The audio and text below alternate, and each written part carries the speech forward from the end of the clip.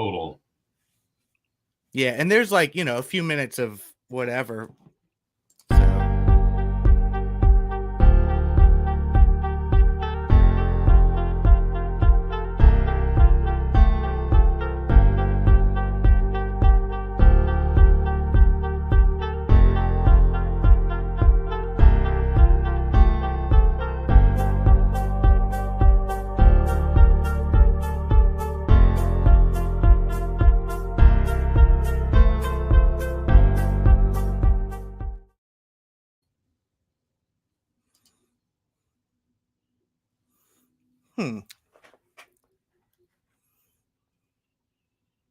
Got tickets on sale in today's episode. Trains coming off the rails.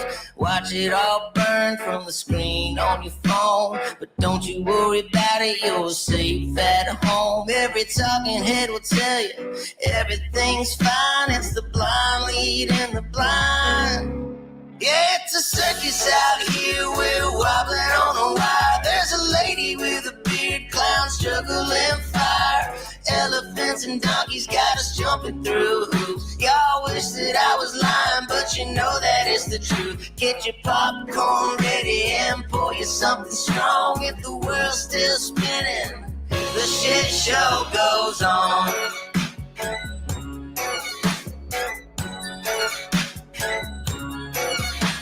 The world's strongest man just dropped the ball, and the tent's caving in from the weight of it all. Yeah, the lion's at the cage, puppets in a rage, and the ringleader's on parade. It's a circus out here, we're wobbling on a wire. There's a lady with a beard, clowns juggling fire. Elephants and donkeys got us jumping through hoops. Y'all wish that I was lying, but you know that it's the truth. Get your popcorn ready and pour you something strong. If the world's still spinning, the shit show goes on. Come on! It's the greatest show on earth! Ignore the footage! Do not panic! Everything's fine! Everything's fine! It's a circus out here, we're wobbling on a wire. There's a lady with a beard, clowns juggling fire. Elephants and donkeys got us jumping through hoops. Y'all wish that I was lying, but you know that it's the truth. Get your popcorn ready and pour you something strong. If the world's still spinning, the shit show goes on.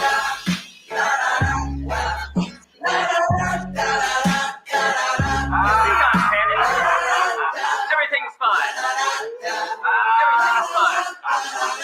Everything's fine. I quit.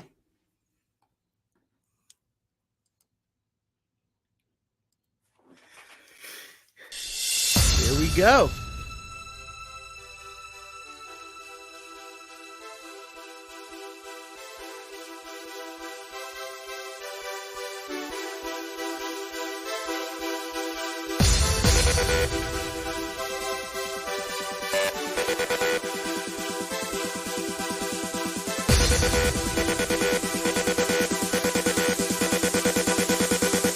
Can you still hear me, Mike?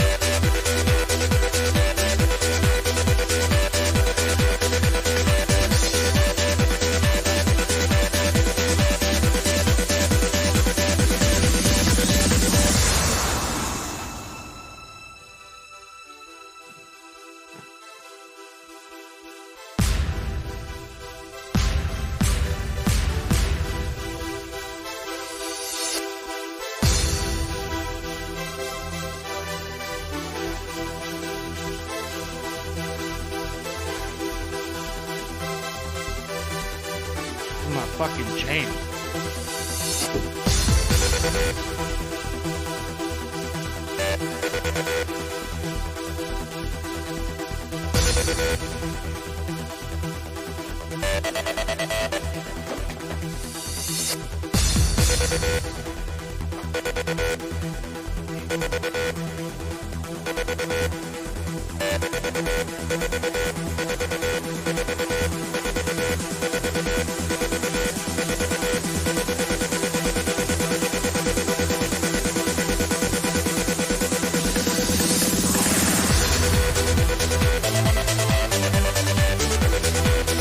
You're listening to Election Coverage 2023 on the Big Patriot Radio Network.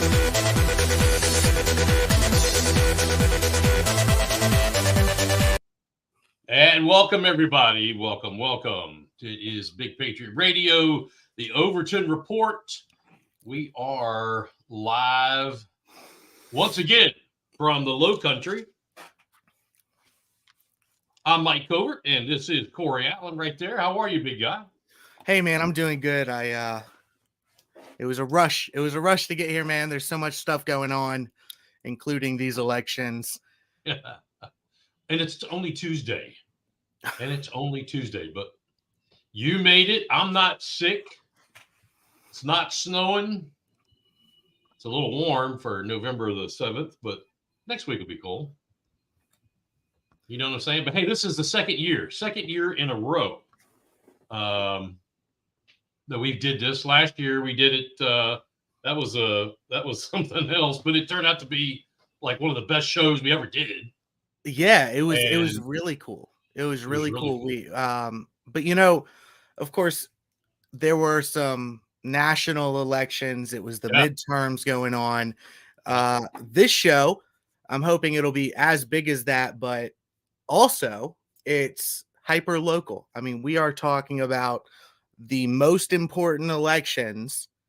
Yep. When we're talking about what these people can do to you on a daily basis. These are the people that live in your neighborhoods who can screw up your street. You know what I mean? Directly. Literally. Quite literally.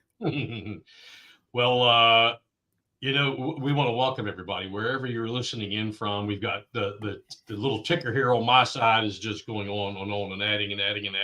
That's great. We're glad to have you here, Corey and I, both Corey with the Overton Report, myself with Big Patriot Radio Network and the Beaver County's House of Cards. We want to welcome you, everyone, in here tonight. And hey, we are super excited not only to be here, but we're also excited to welcome the advertisers that came on board with us this year. And let me rephrase that or repost this. We've got new little icons and stuff like that. And you're going to see logos like you see up there in the corner of the screen.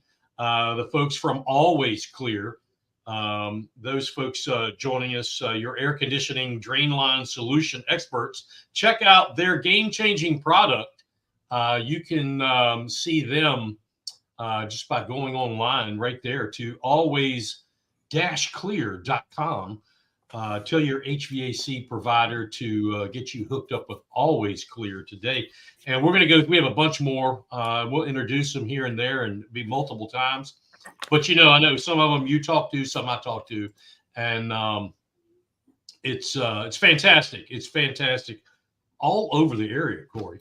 We've got folks in Charleston area, Somerville, down here where I live, down in the Hilton Head Bluffton area, Lexington. Yep. Somebody advertising up there, and you never know what might else happen. So we've got a lot of people that are joining us, and well, like I said, I mean, this is a really important election because, I mean, obviously, you know, next year is the presidential election, and who knows where the country is going to go after that, and it's very important that we have good people in place locally, depending on what's going to be happening nationally. So that's what this election is about. So for those who don't know, I guess. I mean, not that anybody who would be watching us wouldn't know. 2023, this is considered an off-season election, and most of the elections that are taking place throughout the state are nonpartisan. Well, and you can't see this, but I'm doing like the quotation marks, right? Nonpartisan races. Yeah, we can see you. But the reality is that these are, I mean, these are the races where your political ideology and the way you look at life really is almost more important than even a congressional race, because anybody can put an R next to their name just about and run for state house or whatever. We see that with like Sandy Sin in the state Senate and a number of others. But yeah, we're firing shots early today. But just wait.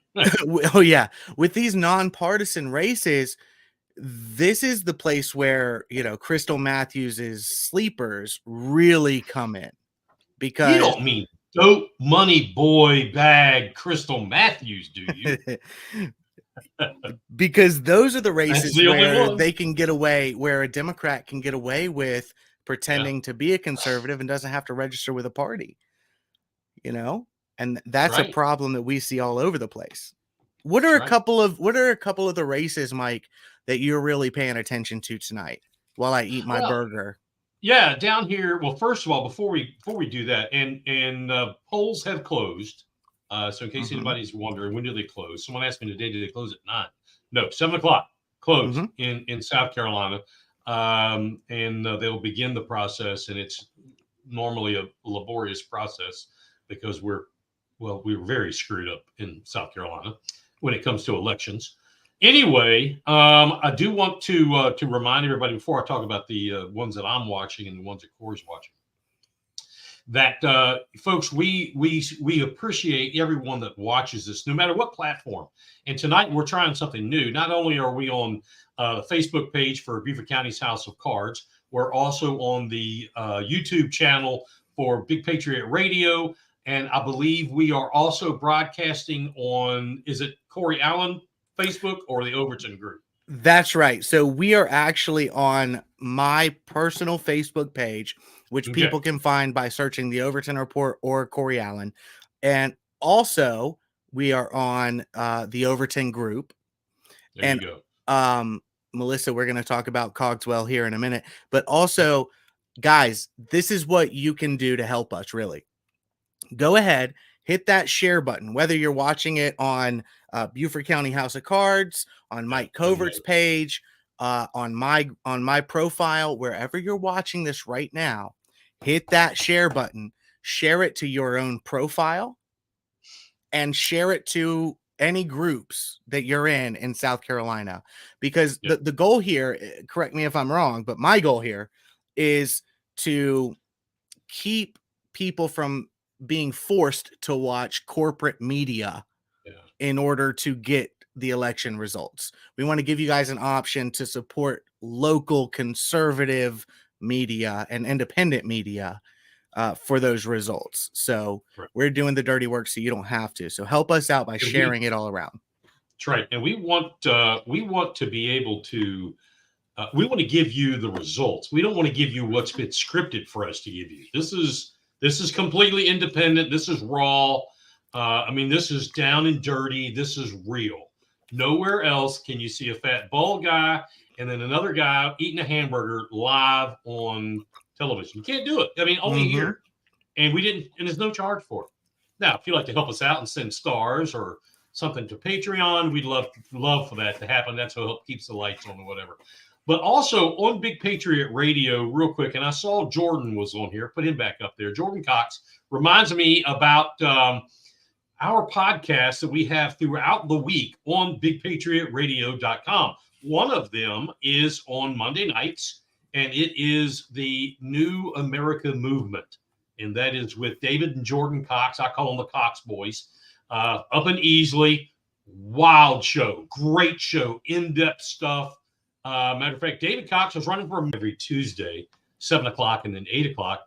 Thursdays, most Thursdays, we have a repeat of the House of Cards. Then Sunday, it's Andrew Southwick, a national program now with Culture Crossroads, a kind of a Christ-centered conservative look to what all's going on. And then 8 o'clock, we have we kind of go back to a little bit of humor and the folks at Frank Friedenauer and the Freedom Hour. I want to give a shout out to Bonnie. She's a great listener, viewer on this. I want to know how to pronounce your last name. First of all, is it Boucher? Yes, it's Boucher. If it is, that is so cool because one of my favorite movies is with Bobby Boucher. Now, I don't know how to say the hyphen, the last part. I'd love to know how to say that. Bonnie, thank you for being on here. Melissa, thank you for, and we're going to talk about Cogswell here coming up very shortly. Charlotte, I saw you earlier. I love the Halloween deal that you've got going on there in that picture. That's pretty cool. I don't know how you did that, but that's pretty cool. You know what I'm saying? Bonnie says, head at Nimi. Head at Nimi. Bonnie Boucher, head at Nimi. Head at Nimi. Yeah, that's right. That's kind of cool. Sounds good to me. What's your name? My name is Bonnie Boucher, head at Nimi. I like that. I'm just going to say Smith. Maybe I could use that as a radio name. You know, we got to have those one day. I was thinking like Cole Swindell, but I think he sings country music. You know, I could use head at we're waiting on some of these things to start rolling in. Jordan Cox and the New America Movement, like you said, their shows are on Monday. David is supposed to be joining us later. David is running for mayor. He is the favorite right now, mayor of Easley. This guy, I'll tell you, I mean, I've known him for quite a while, a few years now. Editing videos for them and doing a lot of work with them. And I've gotten to know him, and he's a conservative, and he's one of those rare type of people. And we'll talk to him later, of course, but he's one of those people who his views evolve when he's given more information, right? We have a lot of people, especially in these types of elections, where they say, this is what I believe, period. And no matter how much new information comes to them, they never grow. They're like, nope, I'm going to die on this hill, no matter what the hill is, and no matter what's right or wrong. We saw a lot of that in 2020 and 2021 with the COVID vaccines and the masking and all of that stuff. And we saw how dangerous that was. But Mike, before we go forward, I do want to do one thing. I want to let people know, because so I don't know if you guys know about this, and this is an ad, but it's more than that. So Make Honey Great Again. Okay. If you go to makehoneygreatagain.com, okay, this is this is honey that's sourced right here in South Carolina. It's pure, like you see, pure raw ultra MAGA honey. That's right. Most of it comes from Cottageville, wildflower honey. And it's put in Trump bottles. And tonight, I was told by Todd Gerhart, who's the founder of it, he's in Mar-a-Lago right now, and he's going to Trump's rally tomorrow during the debate. Trump's holding a rally during the debate. But he said that every single bottle that is sold over the next 24 hours from South Carolina, we will be making a commission off of that. So they will be giving like 20% of every bottle sold in South Carolina for the next 24 hours from here to us. And that will help us continue. So guys, go to makehoneygreatagain.com. You can put in Covert, or you can put in Overton for a code, but you don't have to.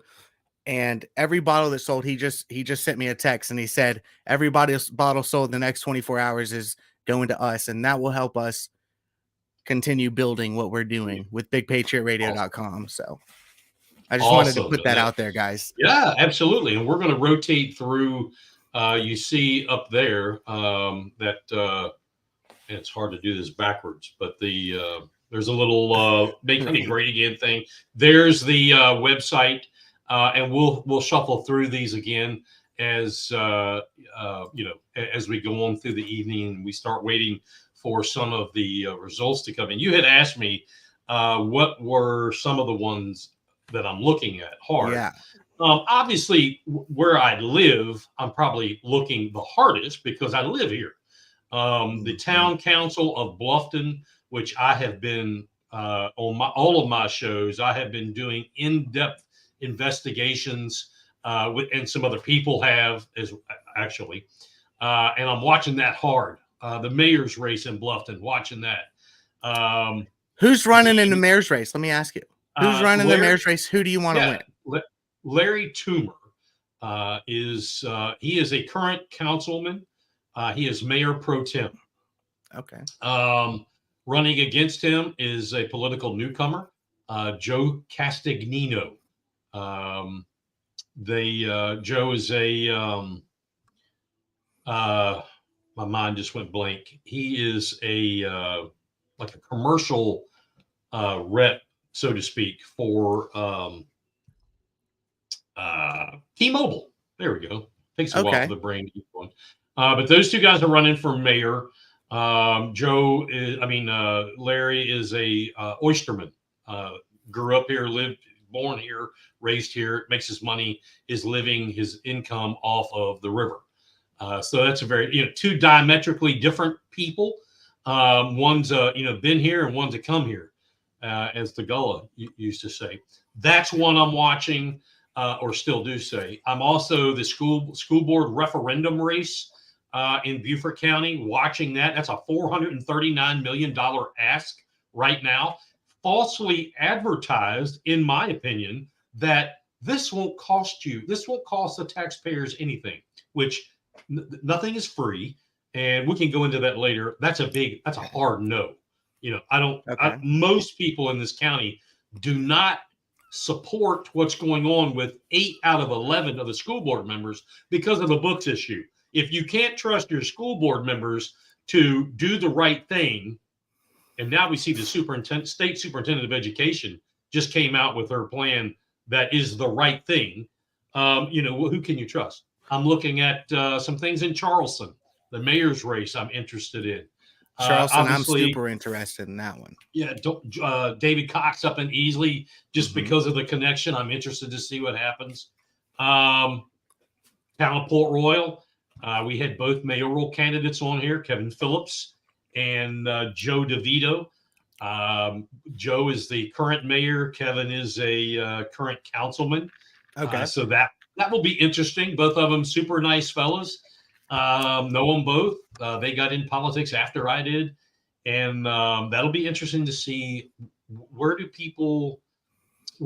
they lay in this deal. What side do they lie on or whatever. So a lot of good stuff going on around the state tonight, and a lot of folks on here. Hey, there's my good friend Ivy saying hey to both Corey and I. She and I were talking earlier, and I haven't had the full time to read the statement from the superintendent of education for South Carolina. I'm not sure if you have yet or not, but she regarding released what? The possible, the whole who's going to control, or the possibility of a change in who dictates the what goes in a library and what goes in the school systems. Is it done at the local level or the state level? Well, let me touch on that. Let me touch on that before we even get it there. I want to touch on that first, and I want to talk about a couple of other elections that I'm really taking a look at. Jennifer Durant's talking about the Merrimack's Corner. I'm going to talk about that in a second. I haven't seen her in a long time. Good to see you. So as far as that goes, I remember that there was an article that came out a couple of weeks ago, and it was, lo and behold, a corporate media sponsored article that was, and the headline was something along the lines of state trying to take control of everything that has to do with local school libraries and blah, blah, blah. Right. And it turned out that there was no policy written. And that the only thing that this article with this misleading headline was going off of was them saying, look, because these local school districts are ignoring obscenity laws and ignoring everything decent about what you put in children's libraries, that the state might create some type of policy that would have a baseline standard, right? So I'm very interested to read that Fitz News article that she says is there, because the thing is that a lot of people are going crazy, and we know the people that don't like the state superintendent, not for ideological reasons, but for personal reasons, and they were going crazy over a leftist who wrote a hit piece before any of the information came out. But I do want to touch on some of the races. Hold on one second. Let's go. And as Avi says, the executive summary is gold. That's right. As I say, I missed you guys too. Are you still on the boat? Let me know. That's kind of cool. Long story there from my congressional run days. The thing about it is, there's been a lot of banter, Corey, online about if you're a real conservative, you don't want the government, big government running your school, local level. Okay, I hear you. I understand, but there's a huge but here. First of all, it's not as depicted by that scenario. First thing, in my opinion. Second thing is, at least here in Beaufort County, we can't trust the school board. Okay.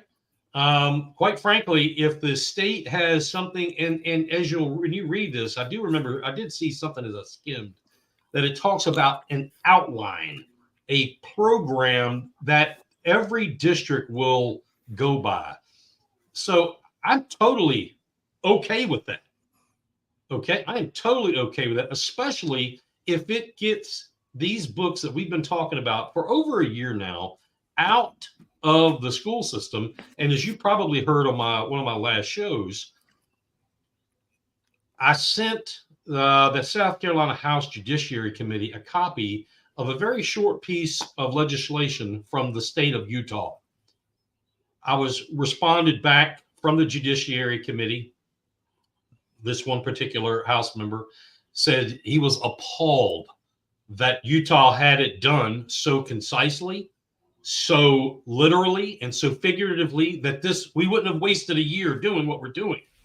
So hopefully those things are changing with what Weaver is doing with this, and what hopefully the Judiciary Committee will do. We'll see. But anyway, now go back to you, man. I want to touch on that too. This whole concept that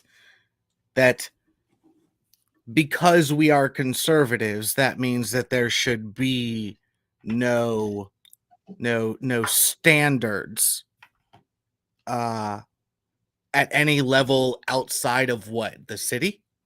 That's absurd to me. Okay, because for a few reasons. First, I would like to point out the example of the United States Constitution. Is that a federal document? Yes, that's a federal document. And all subsidiaries, all states, all counties, all cities, all towns, name your subsidiary. They all must abide by that document. Correct? Correct. Okay. State constitutions. All subsidiaries within a state must abide by that document as well. There are things that there's a difference between, and this is something we also came upon this with the masking, the forced masking and the forced shutdowns and that the states were doing all over the place. Like when the city is infringing upon the rights of the individual, then it is now the county's duty to step in and say, no, you're not allowed to do that. And if the county won't, then it's the state's right to come in and say, no, you will not infringe upon the rights. Okay. So if you're forcing children to go to school using state laws, because they have to go to those schools, and all over the state, you have various counties and school districts and cities that are bringing this pornography, these destructive elements into the school district. Then the rights of those students, it is incumbent upon the state of South Carolina to protect the rights of those students if the city will not, or the school district will not. So that's the conservative angle here, okay? Because we are trying to conserve the rights of individuals, and those rights must be protected. So if a city is going to force children to wear a mask, then it is okay for the state to make a law saying, no, you cannot force them to do that. If the school district is going to forcibly push upon children pornographic material, then you're insane if you think that it's not okay for the state to set a standard. There already are standards, obscenity laws that are not being followed. Mm-hmm. So it's absurd to say that the conservative angle is just to say, screw it. We're not allowed to protect the rights because a smaller governmental organization decided it's okay to indoctrinate these children, so we got to stay out of it. That's an absurd take, and I will never buy that. Sorry. I just had to touch on that. That's ridiculous. Don't apologize for that one. Let me tell you, I agree. And one of the let me switch screens over here. Do let everybody know it is 7:30. The polls have closed. Locked and loaded. Let's go. By Patriot Radio. Blues, news, country pop, and classic rock. And we want to thank the folks at Tom Fernandez, attorney at law.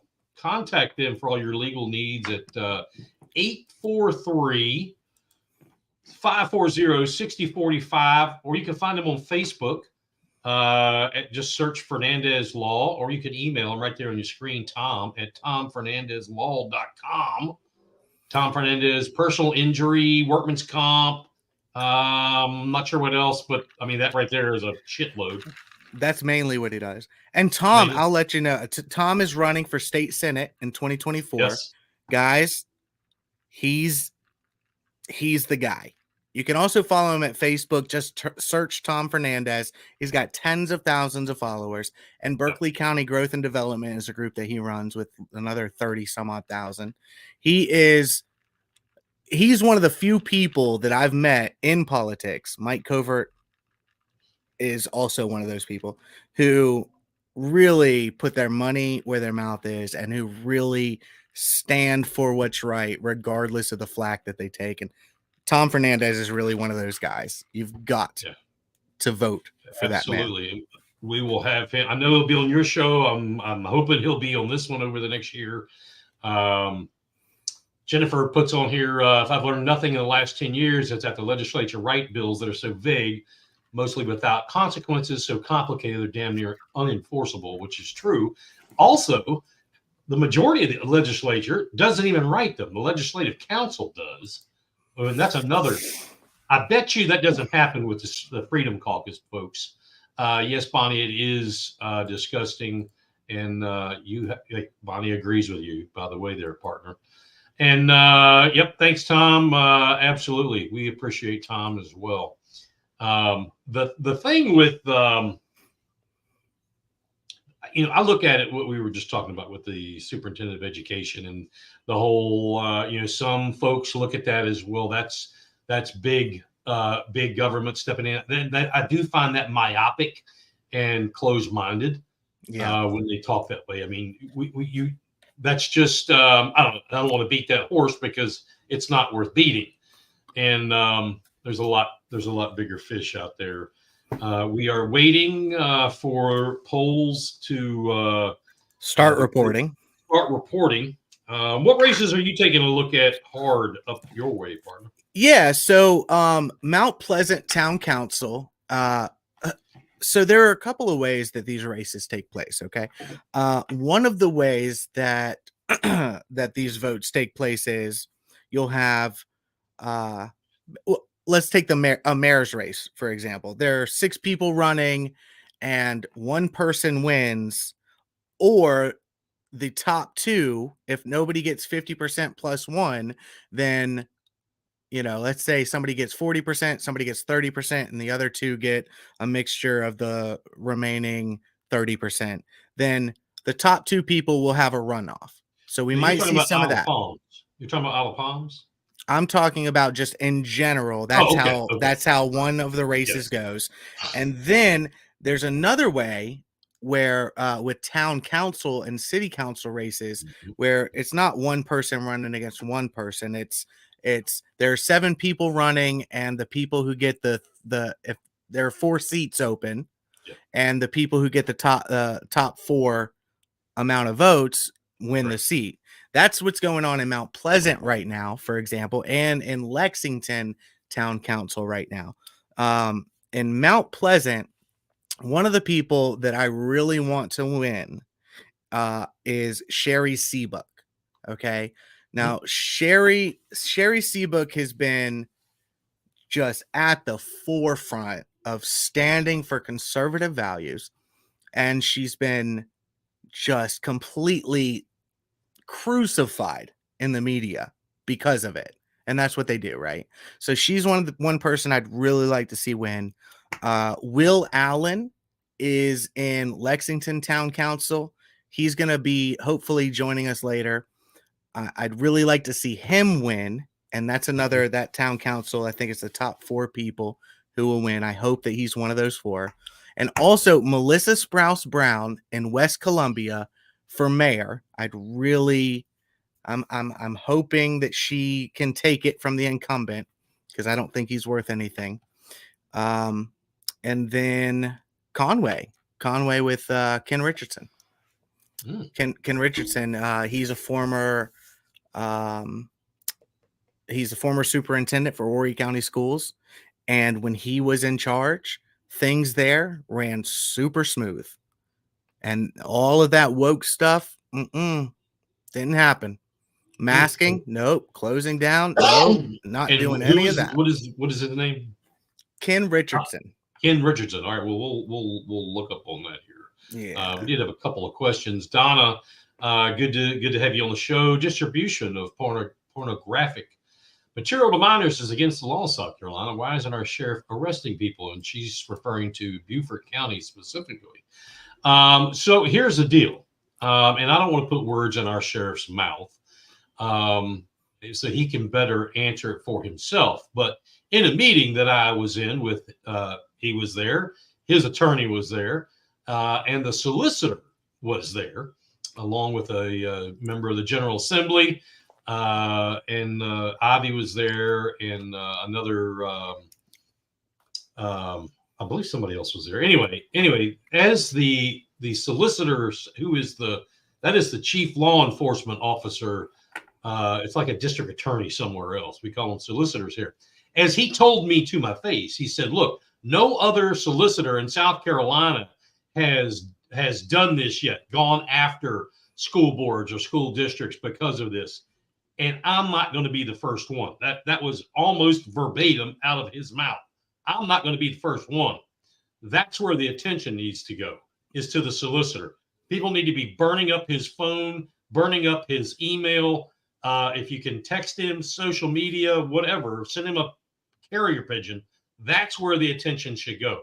The sheriff, in my opinion, is not going to do. His name is Duffy Stone, Duffie, and that's not his real name. His real name, I can't remember. It's something like Rasputin or something. Duffy Stone, and I make that up, not Rasputin. Anyway, the sheriff, aside from cut and dry, no questions asked, this is really, it's never been done. And he's not going to step in that ball. That our sheriff is not. But again, I don't want to put words in his mouth. Let him answer to that question. And that just is what it is. But we don't have to take it. We don't have to stand for it.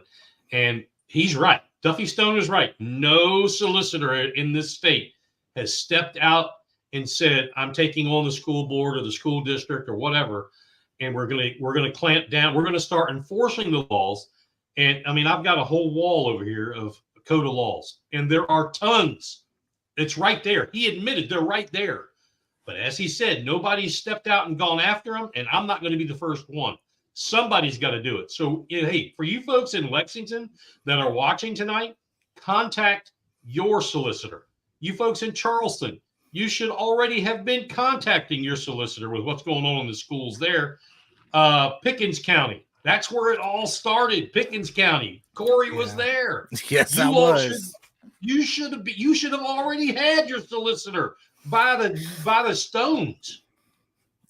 So it's a hard situation though. Let me touch on that because this whole thing with the solicitor, like the solicitor is one aspect, right? They have to, well, they're supposed to rather enforce a law. But there's not a lot of precedent.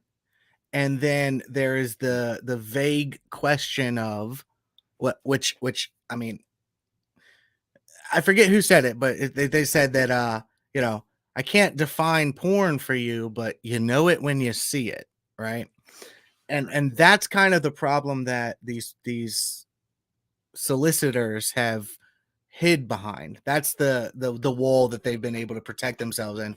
And I really think so. There is the solicitor aspect of it, but I also think that the laws, we really need to have specifically defined laws that are even more specific, I think. And that is what was so outstanding about the Utah statute that I sent, because folks, when you have law, before you get to the meat of the sandwich, you have to have definitions and descriptors.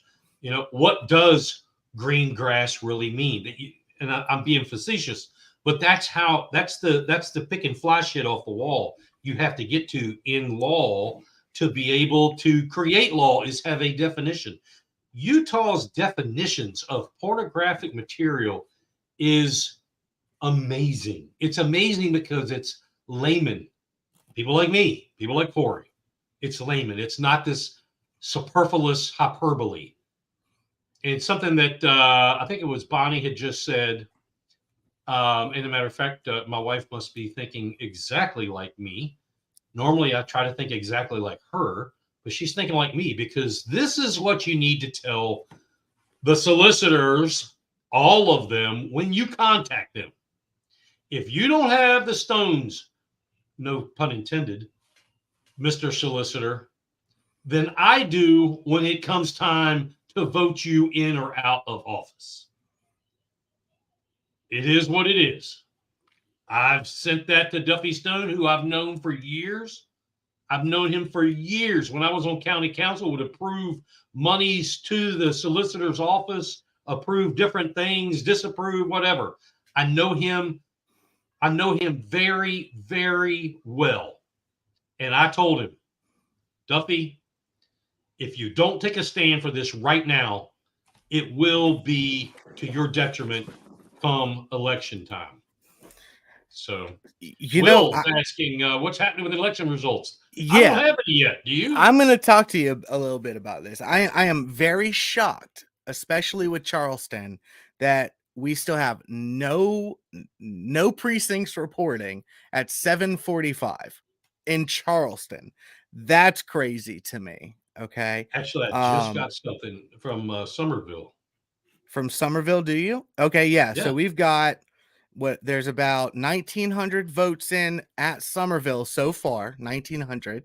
We don't know how many voters there are, but 56% has gone to Russ Touchberry at 1,060. Dickie Myler, who went to school with my mom, apparently, is at 42%. And she said, her and a bunch of people said, not a good dude. And then Vicky Fagan is at 2% with 35 votes. Russ Touchberry is the favored to win there. Is he on council now? I believe that he is on council, or at least was. I think I've heard some good things. Is it Touchberry or Touchberry? It's spelled Touchberry. I say Touchberry. He might say Toochberry because Touchberry sounds a little weird. Yeah. Touche. We've got and then we've got weird things coming in, like there's and for Andrews in Georgetown. Yeah, I see. We got one vote. 100%. One vote is in. What kind of precinct has one? Tell me that's not true, man. And they're reporting it 100%. He's got 100%. They're not reporting it 100%. He's just got 100% of the votes currently. Oh, yeah. I see. Okay, my bad. One vote in Andrews County right now. And then we've got 3 votes for town council in Andrews town council. So I don't know, man. As a matter of fact, I don't recall the votes being like this the last time around at all. Do you? Except for Beaufort County. Beaufort County has historically been last. Matter of fact, the last meeting I watched with the Beaufort County state legislative delegation, House Judiciary Chair Weston Newton asked the Board of Elections, whatever she is, the head cheese, why is it? He said, "Why is it, Marie? Why is it we're the second, the second biggest with whatever his analogy was? Why are we always last? Y'all are always the last. Yeah, always. Beaufort County's always the last. I mean, Marlboro County has to have, or Allendale County has to have electricity piped in sometimes. They get it done faster. North Charleston is coming in pretty decently right now. They're getting things done. We've got Reggie Burgess in first place with 53.39% of the votes. Todd Olds in second with 24. Teddy Pryor Sr. at 6.1. There are a lot of people. We got Curtis Mayweather, John Singletary, and then everyone else has less than 50 votes so far, just being destroyed. Reggie Burgess is way in the lead in North Charleston. And I'll tell you, I was in an event yesterday and somebody told me if Reggie Burgess wins, this is something is going to happen. Watch and see. And we're going to have some real crazy stuff when it comes to nepotism if Reggie Burgess wins in North Charleston. But we'll see. We'll see what happens there. Kind of like Clarendon County by any chance? Clarendon, it will be exactly like Clarendon County. Yes. Amazing. Maybe we should talk about that sometime when anyway, Will Murphy, you had asked about election. Is there a particular one you're looking for? We will certainly we'll get the squirrels back here in the background busy, and we'll look something up for you if it's something we haven't spoken of. So let us know. That's right. Tell us where you're at and tell us what you want to see. Tell us what races you're interested in.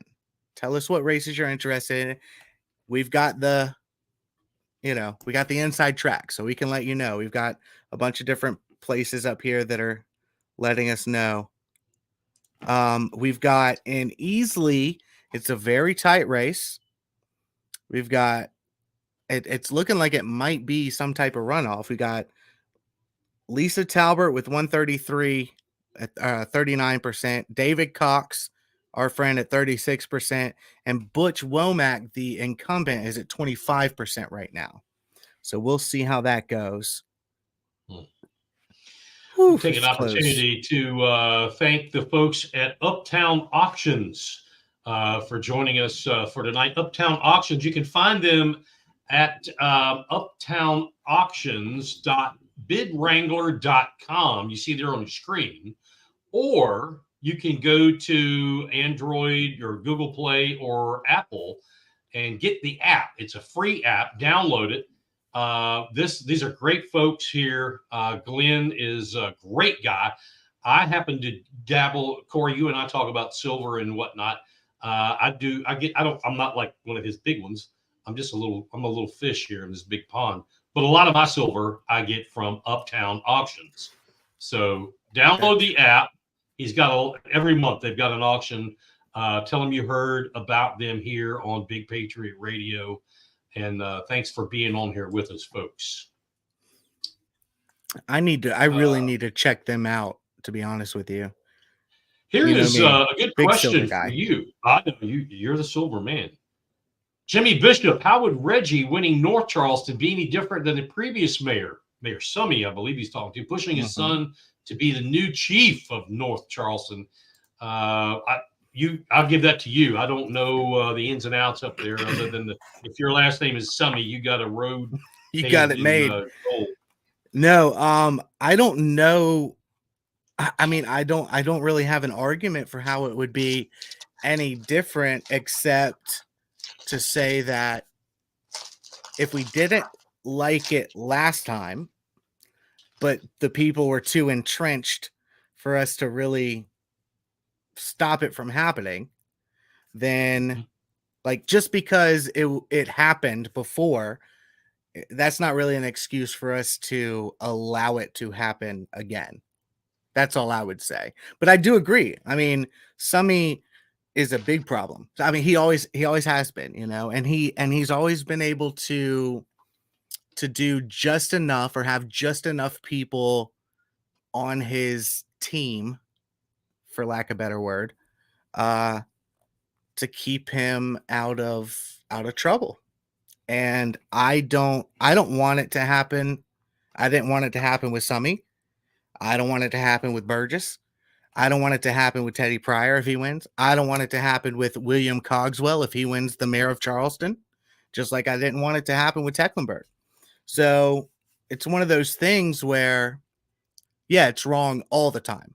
And unfortunately, we weren't able to stop Summey from doing what he's done. But that doesn't mean that we should just allow others to do the same thing, I guess. Absolutely. Have an update for you from here in Beaufort County. In the mayor of Bluffton's race, we have less than 1% in. However, Larry Toomer has a 622 to 195 lead there for the mayor race. Right now, again, in the town council of Bluffton, they're voting for 2. Not even 1% of the vote is in. Bridget Frazier has 500 votes, Dan Wood 468, Tim Wood 346, and Bob Berger has 157. Mayor of Port Royal, right now, also less than 1%. Kevin Phillips has a 102 to 76 count lead. Let's see, we have less than 1% reporting in the school bond referendum, that $439 million referendum. 2,248 votes yay, 764 nay, and that's less than 1% in. So that's a little unnerving right there. We'll see what happens. That's just an update from. I've got an update from Lexington Town Council. We've got the 2 people that I would really like to win are Will Allen and Greg Brewer. They still say that there's 0% reporting, whatever that means, but there's a total of about 1,000 votes here. Yeah, 1,040 votes are in, 1,040. We've got Todd Lyle at the top with 20%. And with this one, it's the top 4 people will win. Will Allen is at 16%. Greg Brewer is at 15%, and Jeannie Michaels is at 15% as well. So those are the 4 that are, as of now, hold seats for Lexington Town Council. In the bottom 3, who as of this point do not have seats, are Amelia Pachta, Edwin Garach, and Matthew Graham. Okay. We've got the city of North, the town of North, the mayor, Wanda Whetstone is winning, beating Jeff Washington with 67%. We got Springfield Town Council We got Francine Edwards is winning, Tiffany Bryce, Greg Abendroth. Those three have seats as of this point. There's not a lot in as of this point. I cannot believe it's taking this long, to be honest. And then West Columbia Mayor, there's only 91 people reporting. There are 11 precincts, 91 total votes are in. Tim Miles is facing Melissa Sprouse Brown, and I would like to see Melissa win. She's been a stalwart conservative in the Lexington County Republican Party. Tim Miles is at 58% and Melissa is at 42%. So, but like I said, there's less than 100 votes there. We have a couple of questions. Jennifer, so no, Ladies Island is not a municipality. That's in the county. Most of it. Some of it is in the city of Beaufort. City of Beaufort has a mayoral election, but not till December. Now, Ladies Island and Gail Tramontano asked about those again. I'll go over those again. Right now, Kevin Phillips has a 57% to 42. 57-42. That's how we do it. Lead less than 1%. Town Council, Jerry Ashmore, 52-46 over, I guess that's Jorge Guerrero. And again, right now, the school bond referendum in Beaufort County, 74-25 in favor of as of this moment. That's Port Royal. Jimmy Bishop heard Elliott was being pushed to replace Reggie as chief. I can't believe the amount of good old boys. This must be up there in Charleston area. I believe they're talking about Reggie Burgess, or is that what that is? Yeah, I guess I'm not. Not familiar. Yeah, North Charleston is a world unto itself. I will say that.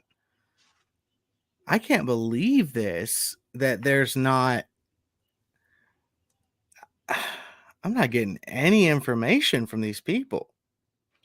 Reggie Burgess has increased his lead. He's at 57.6%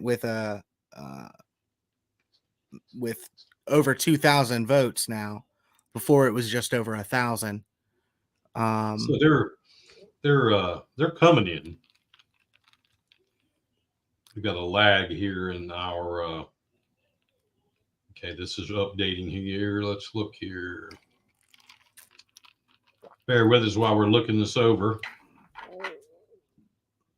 While you're looking that up, I'm going to tell a story about what's going on right now. Moms for Liberty in Charleston is having an event, and a woman named Chloe Cole, who is a detransitioner, she's speaking there. So when I say detransitioner, this is a girl who, when she was younger, like a minor, and she's testified in front of Congress about this, was depressed.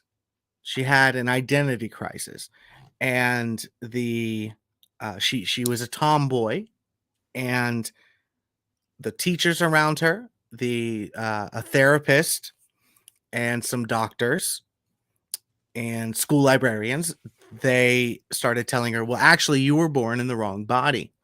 And she didn't know what to do. She told her parents, I think I was born in the wrong body. Keep in mind, she's like 9, 10 years old, 11 years old. Her parents freaked out. They go to the doctor, take her to the therapist. The therapist says, well, and she said this in her congressional speech. She said that the doctors told her parents, well, would you rather have a dead daughter or a living trans son? And from then on, they were on board. They thought they were helping her. So anyway, she was fed all the drugs, had some of the surgeries, all of that. And then as she became an adult, she realized that wasn't what she actually needed. And she has now detransitioned back into a girl. And it says that it ruined her life. Anyway, so she's speaking, and she's speaking down in Mount Pleasant right now. We drove down there to set up a camera, so we'll have her entire speech at the overtonreport.substack.com and on my Facebook page in the next couple of days. But when I went down there to set the camera up, there were actual Charleston County School District employees protesting and screaming at the kids who were going to listen to this detransitioner speak, and who were shouting down this woman. Wow. Who had been transed by people just like them. And it was a mess, my friends. So wow. I was just down there and I rushed back here. So keep an eye out for that. It's a crazy situation where somebody who their propaganda actually worked on, then they come back, that person says, oh wait, I was conned into this and manipulated as a child by these adults, and then I discovered, oh, I've been conned, went and corrected that, tried to do my best to correct it and become a woman again. And now people who are actually teaching your children currently in South Carolina, in Charleston, are down there shouting her down and trying to keep her from telling her story. Is that not insane? Unbelievable. It's right now. I don't even know what to say. It's just so stupid. What can you say? It's insane. Man, I don't know. That is crazy. Tell me about city of Charleston in this mayor race. Tecklenburg's not really, I mean, he's not the favorite, is he? I mean, Tecklenburg, does he even know how to tie his shoes? Tecklenburg, the problem with Charleston, there are many problems with Charleston. One of the problems with Charleston, and I spoke at an event last night in Charleston, and I told them this. One of the problems in Charleston is that they have a tendency, more than any other city or town in the state, the conservatives allow the Democrats and the far left to define them and their leaders, right? So what I mean by that is the people who are actually fighting for conservatism in Charleston, the people who are actually doing the hard work, standing up, being browbeaten and attacked by the media, other conservatives, other Republicans in Charleston just abandon those people. They abandon them all, and they allow the most effective. So basically, the left is going to define the most effective activists, the most effective politicians and elected officials, the most effective people. The left is going to define them as extremists. They're going to try and destroy them. They're going to use Saul Alinsky tactics to crush those people. And the only way for us to not allow that to work is by ignoring the left when they try to do that. But in Charleston, one of the biggest problems that they have is that they just, whenever the left says, oh, don't work with that person, he's too far right, or don't trust them, they're right-wing extremists, other Republicans in Charleston say, oh, okay, well, obviously the Democrats are looking out for us. Thanks, guys. Like, why would you do that? About you and me. Well, yeah. And they say that about Tara Wood with Moms for Liberty. Yeah. They say that about... That's what I'm saying. It's like the most effective people in Charleston are ostracized by the left, and the right just allows the left to define their party in Charleston. That's the biggest problem. So that's why you see nothing but leftists run the whole show, So we'll see if that changes. But also Charleston has an issue where they like incumbents a lot. They had Joe Riley for decades, and they're not very. They had Al Cannon for decades. They're not very keen on changing course, even if that course is destroying the city, which Tecklenburg is doing. Yeah. Literally destroying the city. So we'll see. It's an uphill battle, but I'll tell you, I see way more William Cogswell signs downtown than Tecklenburg signs, and way more than I ever thought I would see downtown. As long as Mika, there are like 7 people, and we've got everybody is on the left except Cogswell. Cogswell is a more center-right Republican. Mika Gadsden is one of the people, and she was there with BLM burning cars, when they were doing all of that stuff. I'm not saying she was. Don't sue me, Mika. She's a clown.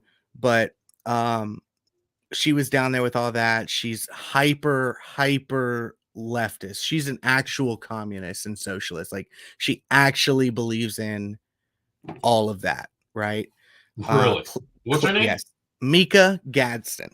And that's City of Charleston? That's right. City of Charleston mayor. She's running. She does some podcast too on Twitch where she just trashes everybody. Then we have Clay Middleton, and Clay Middleton, it just came out like today or yesterday, hopefully in time. One of his biggest donors was Governor of California. What's his name? Gavin Newsom. Gavin Newsom donated to Clay Middleton. Then we have another lady, and she was just arrested she works for Charleston School of Law, and she was arrested for drunk driving. Awesome. That's during the race. Gammons, that's correct. Deborah Gammons, she was running. And they released the body cam footage, and it was kind of funny. It was kind of funny. Like, she was very. It was funny. It was funny. It was funny. It was good Facebook stuff.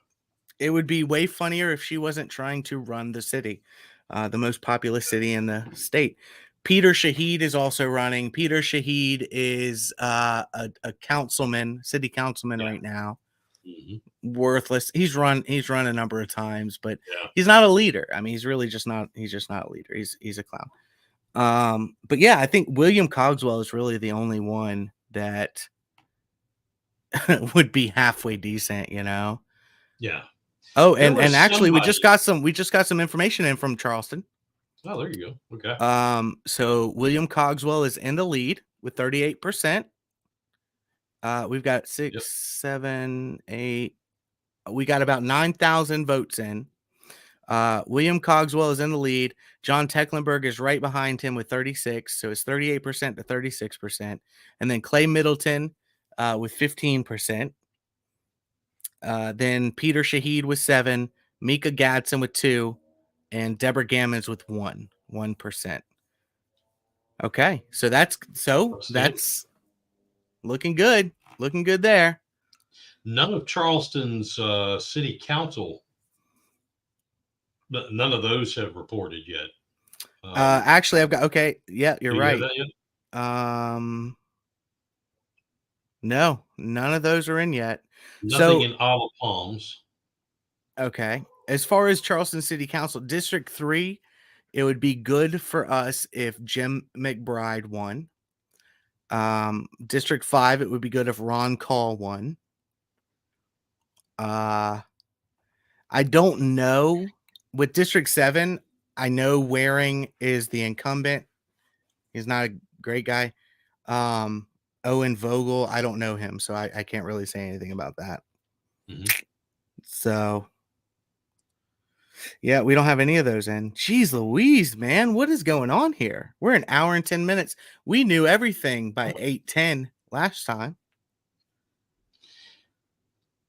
Speaking of that, it is let me change screens over here. It is 10 minutes after the top of the hour. We're going to be bringing somebody on here in just a second.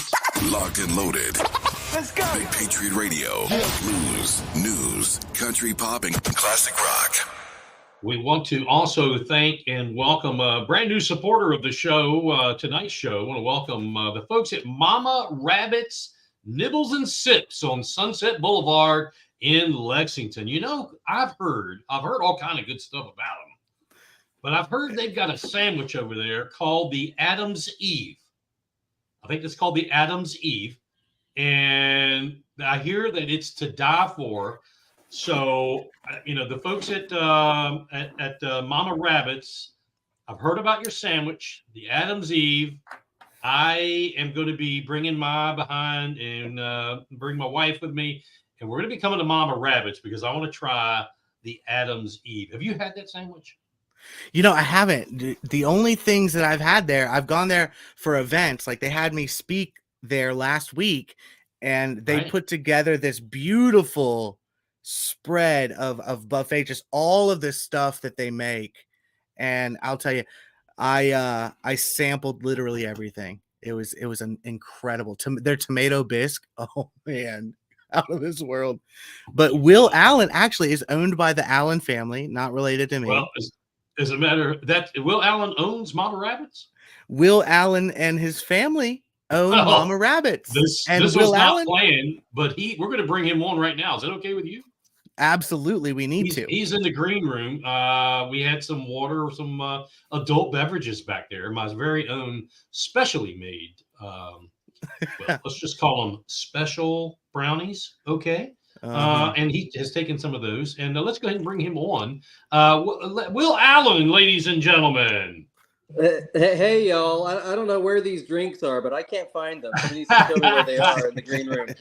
I went to the next commercial, and it happened to be the next one. That just worked out. I didn't know that was you. So yes, there you go. Is it the Adam's Eve? It is. It is. That's our prime rib sandwich. So you did your research. I'm a prime rib kind of guy.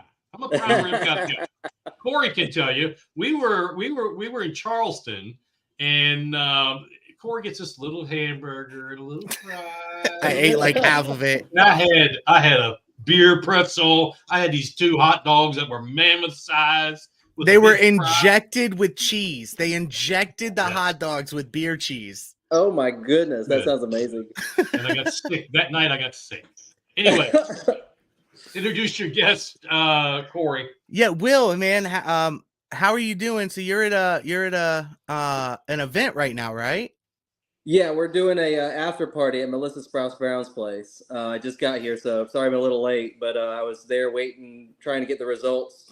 I was at the precinct literally since 7 a.m, so I'm kind of beat. But we have the early results, and it looks like I'm in second place right now. And okay. I've already gotten phone calls from current council members congratulating me. So it looks like we got a big win with our campaign this time. So you got second. So this is one of the races where the top 4 win, right? Top 3, yeah. There's 3 seats top 3. available. Yeah. Okay, so so the incumbent right now the incumbent's at 18.5%, and I'm in second with 15.75%, and then third is right behind me. But there's enough of a spread that they think it's really not going to change much once they get the early votes, the absentee ballots in. So who did you say was in third? Is it? Yeah, Greg? It's going to be Jeannie Michaels. Okay. Greg, unless something changes right now, Greg Brewer looks like he's in 4th. Oh, unfortunately, because we didn't want to get Greg in there. But Jeannie's great. Todd's the incumbent. He's great. I'm looking forward to working with him. Man, congratulations on that. That is huge. Thank you. I know that as far as Mama Rabbit's goes and the story of your entire family, and I think, I mean, correct me if I'm wrong, but I think that what happened to you guys throughout 2020 and 2021 kind of catapulted basically you and your brother John, who's the 3rd vice chair of the Lexington GOP. It kind of catapulted you guys into the political spotlight, and you decided to stand your ground. Yes, sir. Is that so? So tell us a little bit about that, man. So yeah, we things obviously kind of went crazy in 2020 because of COVID and the government response to COVID. And we knew from the get-go something wasn't right about the whole thing, and that's why when the state was starting to put in mask mandates and that sort of thing, we were not going to trample on the rights of our employees. So we said, you know what, we're not going to enforce this, and it was not enforceable. We would get DHEC complaints and that sort of thing, and they'd come in, but there was no way to really enforce it because we were saying we're not going to force our staff to wear masks, and if you feel that you don't feel comfortable eating here because our staff isn't wearing masks, then we welcome you to eat elsewhere. I mean, it is a free country. So that was one of the first times that we got quote unquote canceled online, and we had people, give us 1-star reviews on Yelp and stuff like that. And it was trial by fire. It very much, when you have these situations where you have to stand for truth and your values and you get hated for it, it just makes it easier for the next trial that comes. And we've had this happen multiple times now we look at the point like, look, you can't offend me. I mean, I'm happy to be hated. And if you're going to stand for the right things, you're going to be hated. And if you don't have haters, you're not trying hard enough. I love that. That's true. So as far as this, so barring something crazy, you are now a sitting or a town councilman elect.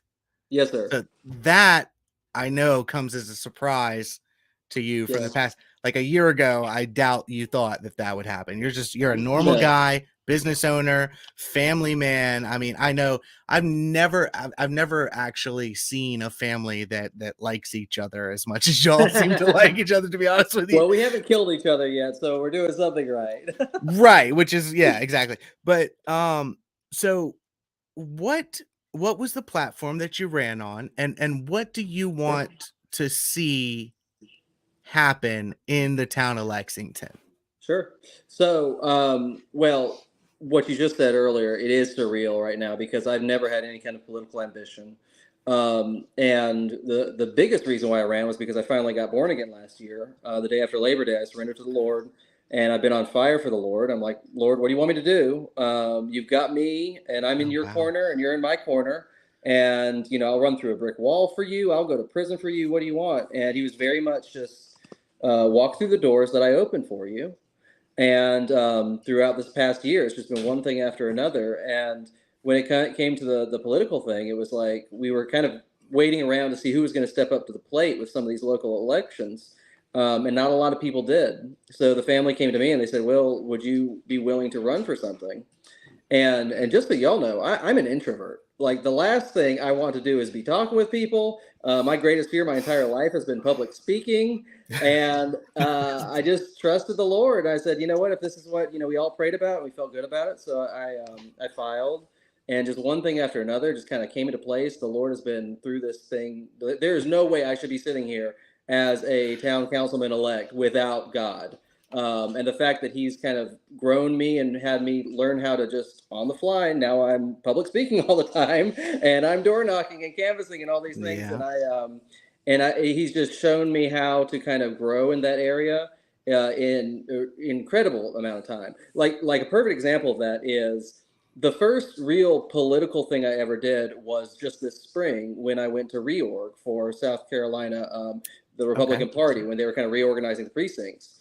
And it was this whole thing of like, you're supposed to go there and just introduce yourself. And I was running for the executive committee then because I want to be the voting member and blah, blah, blah, blah, blah. Well, I don't know what I'm doing. And I'm like, I don't have, political charisma. I'm not a politician. How am I supposed to go to this table and like convince people, to vote for me to be the EC?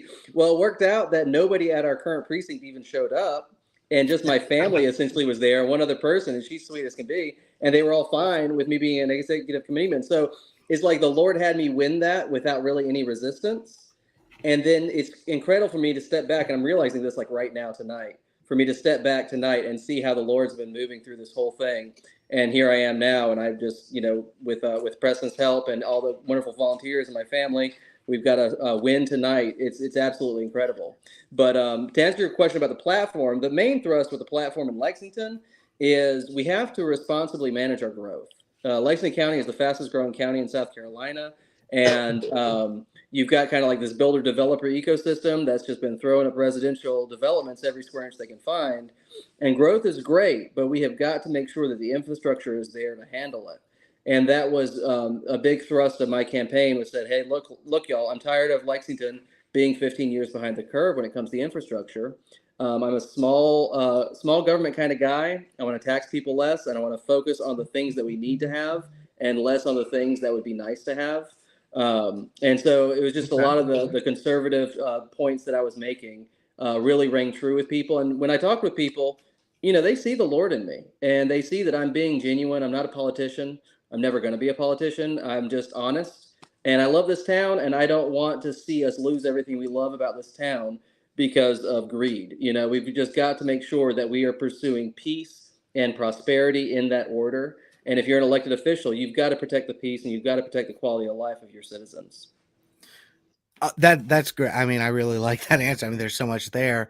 I think that there's one thing that I want to say to you here on the air that, you know, I say this to people who get elected over the past few years since I've been doing this, and I'm actually an introvert too.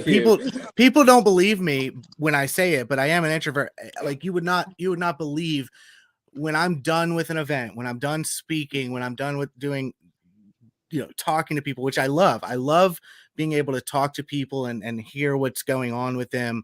But I have to recharge. I have to be by myself. I mean, I'm just, you know, read a book. I can't, I'm not an extrovert. I don't get energy from being around people. But what I would say is that the thing to look out for is peer group shift. Okay. What I mean when I say that is the people whose doors you were knocking on, those people who voted for you, the people who knocked on doors for you and with you. A lot of the time, not a lot, most of the 95% of the time, what happens is somebody will get elected and suddenly your peer group shifts. And you can look this phenomenon up, everybody. Peer group shift. And what happens is suddenly you're around lobbyists, elected officials, developers, bureaucrats, city workers, and the things that they are saying sort of start to naturally sound normal, right? When they're really not, right? And that accounts, in my belief, that accounts for like 75% of when we see politicians go to DC or Columbia or their town council, and they suddenly were like, wow, they've kind of changed.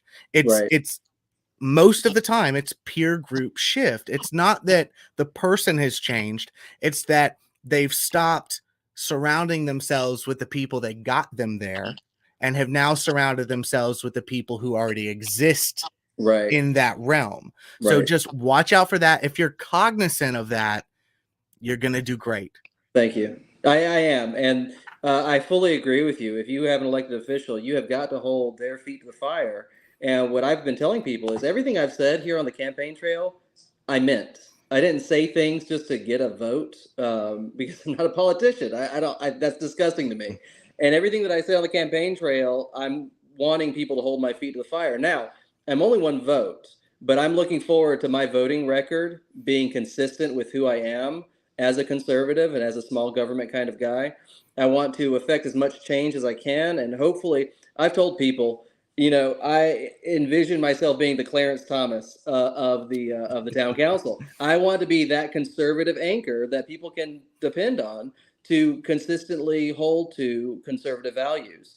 And if I make a mistake or anything, I need people to hold my feet to the fire and say, hey, bro, this is not what we said you were going to do. Right. You know, Mike knows a lot about that because he was a county councilman, and he saw a lot of that. And he's one of the few that, you know, just held to your principles, didn't you, Mike? Mike, talk to us, man. So there's two things, and I don't know if you can see on the screen, Will, but one of our listeners or viewers put on here, Jennifer, she gives you a piece of advice, says, please write down the top 5 things that you stood for, got you elected, on an index card, and never let it out of your sight. And she's exactly on point. Amen. Put it in your coat pocket, put it in maybe page, you know, right behind the cover of the Bible, or whatever you carry around with you. Don't forget that. And then as a personal piece of advice, unsolicited advice, here's what happens to successful people. You may not, you say you're not a politician, but after tonight, it looks like you are going to be a politician, Don't like tell me it that. or not. Don't you put that But juju you're on me, not Ricky Bobby. Yeah, you're not the typical politician, and that's a good thing. Right. But here's the problem. As long as you don't forget that you are a representative of the people, Yes. you're not a representative of the government. Amen. That is, Or from big my money. perspective, yeah, that's where politicians lose everything.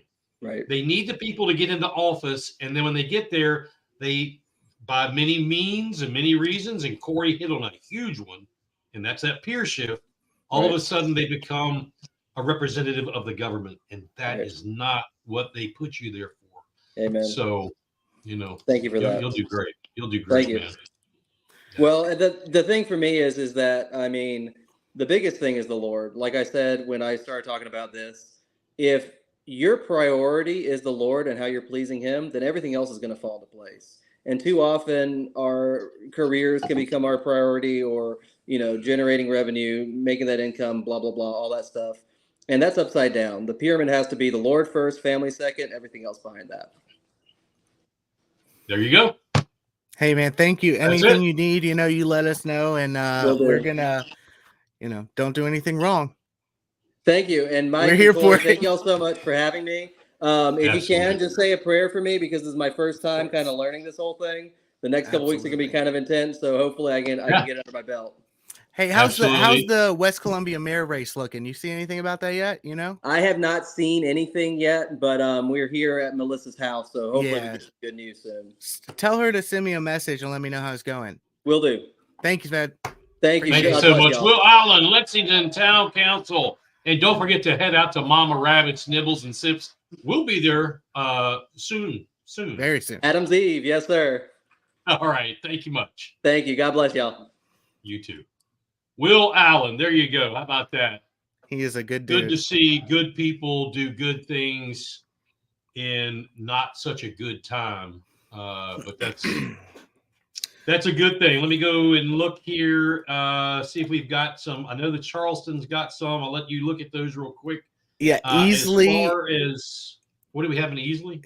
So in Easley, we have not too many reporting, but it looks like Lisa Tauber is in the lead with 43%, Butch Womack with 29%, and David Cox, our guy, in third place with 28%.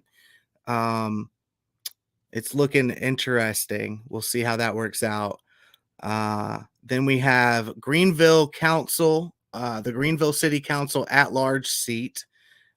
We have the Democrat Dorothy Doe with 53%, and the Republican Randall Fowler with 47%.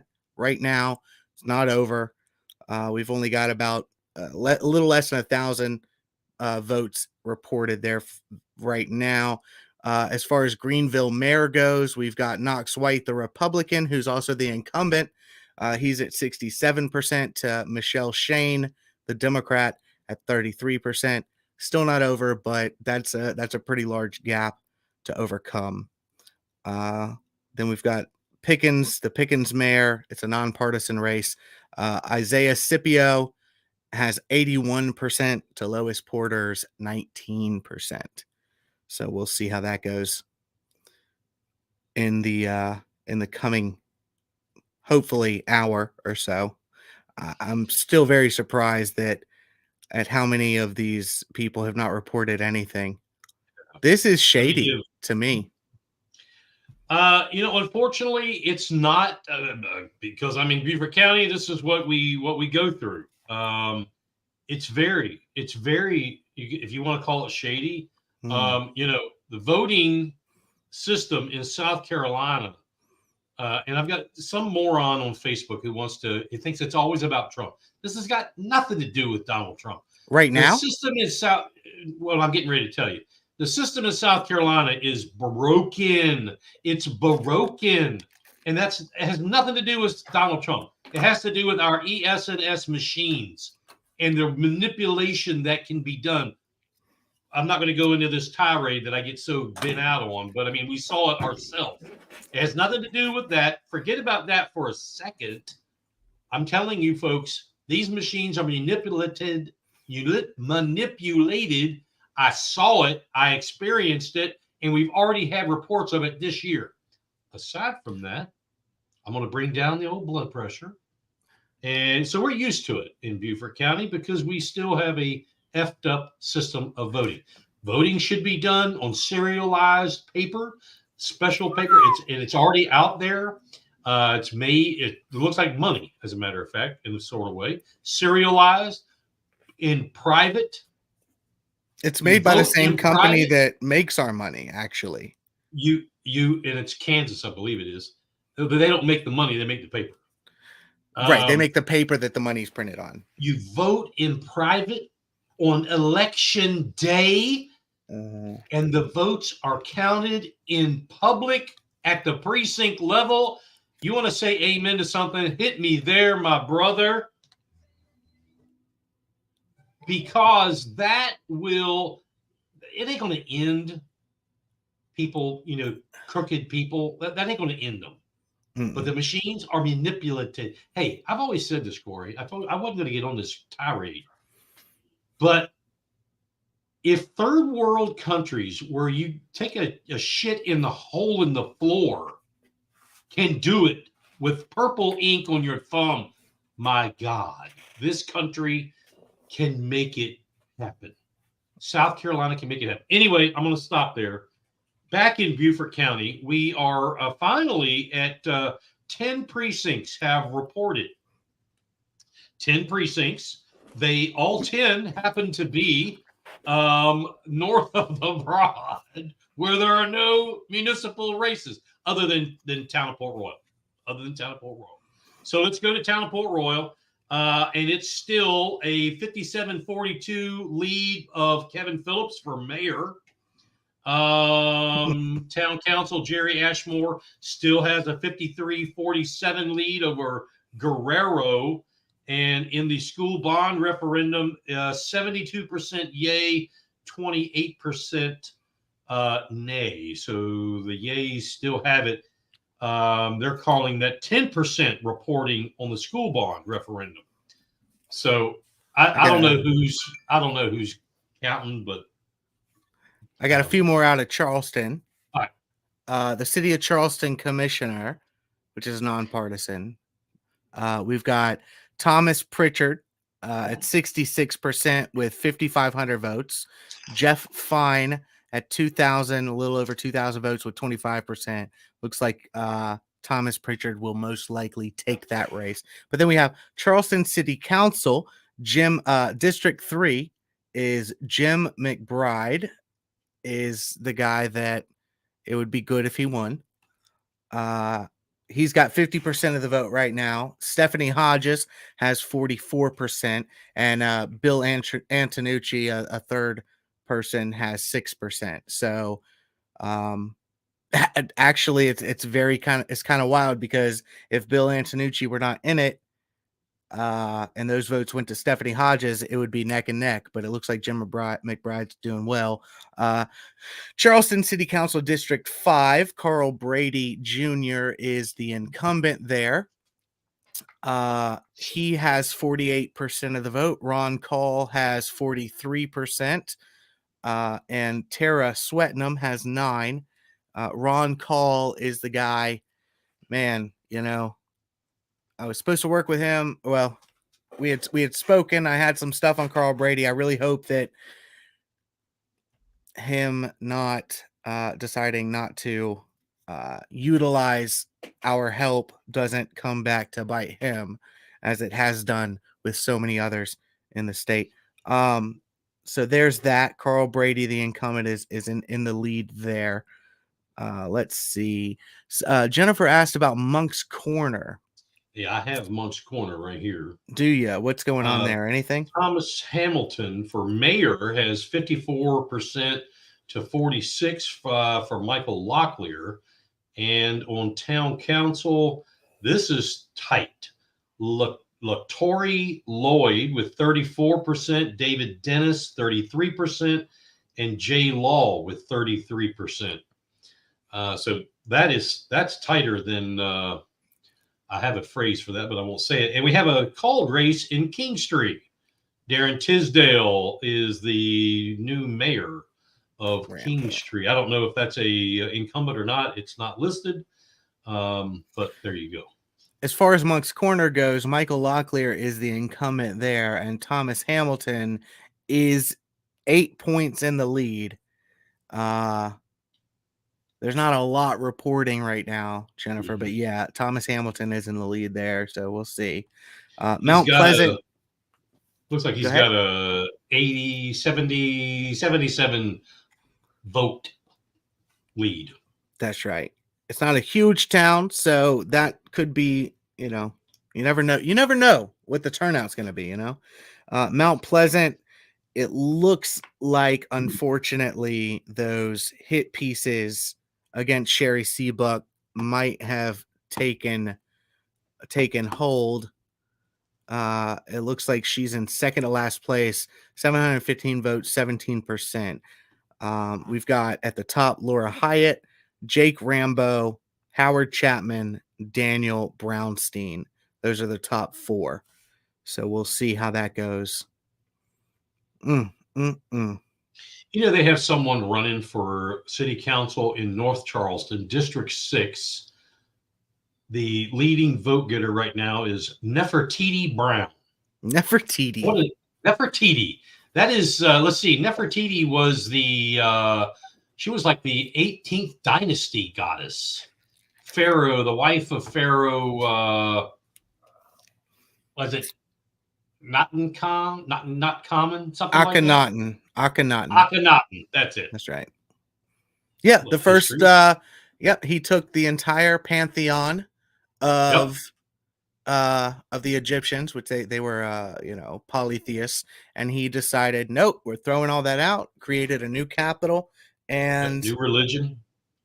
Yes, and a monotheistic religion, Akhenaten, with his wife Nefertiti. I'm certain that it's not the same Nefertiti running for North Charleston City Council. Yeah. Bonnie Boucher. As far as Charleston goes, though, Charleston's looking real good. I just got from Cogswell's media personality person. Cogswell's at 39% to John Tecklenburg's 30% and Clay Middleton's 18% with about 54% reporting. And that was actually about 30 minutes ago. So we might be even closer right now. Okay. But it looks like Cogswell's this might turn into a runoff, but he might be able to clinch it. Ooh. Wow, that'll be crazy. First conservative mayor in since Reconstruction, really.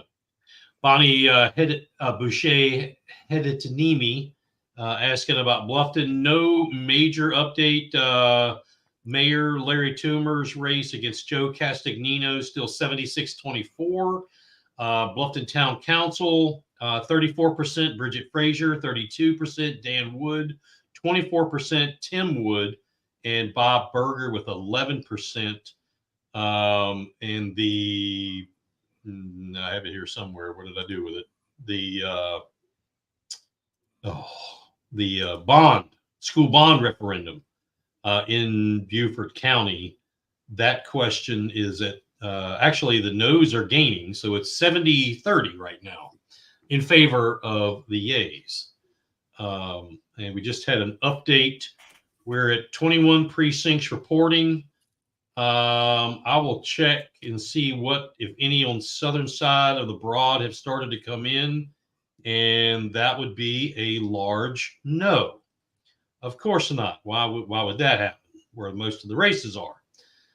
It also looks like Port Royal 1 and 2 are not in, so the only votes we're seeing in Port Royal, I believe, are from Mossy Oaks.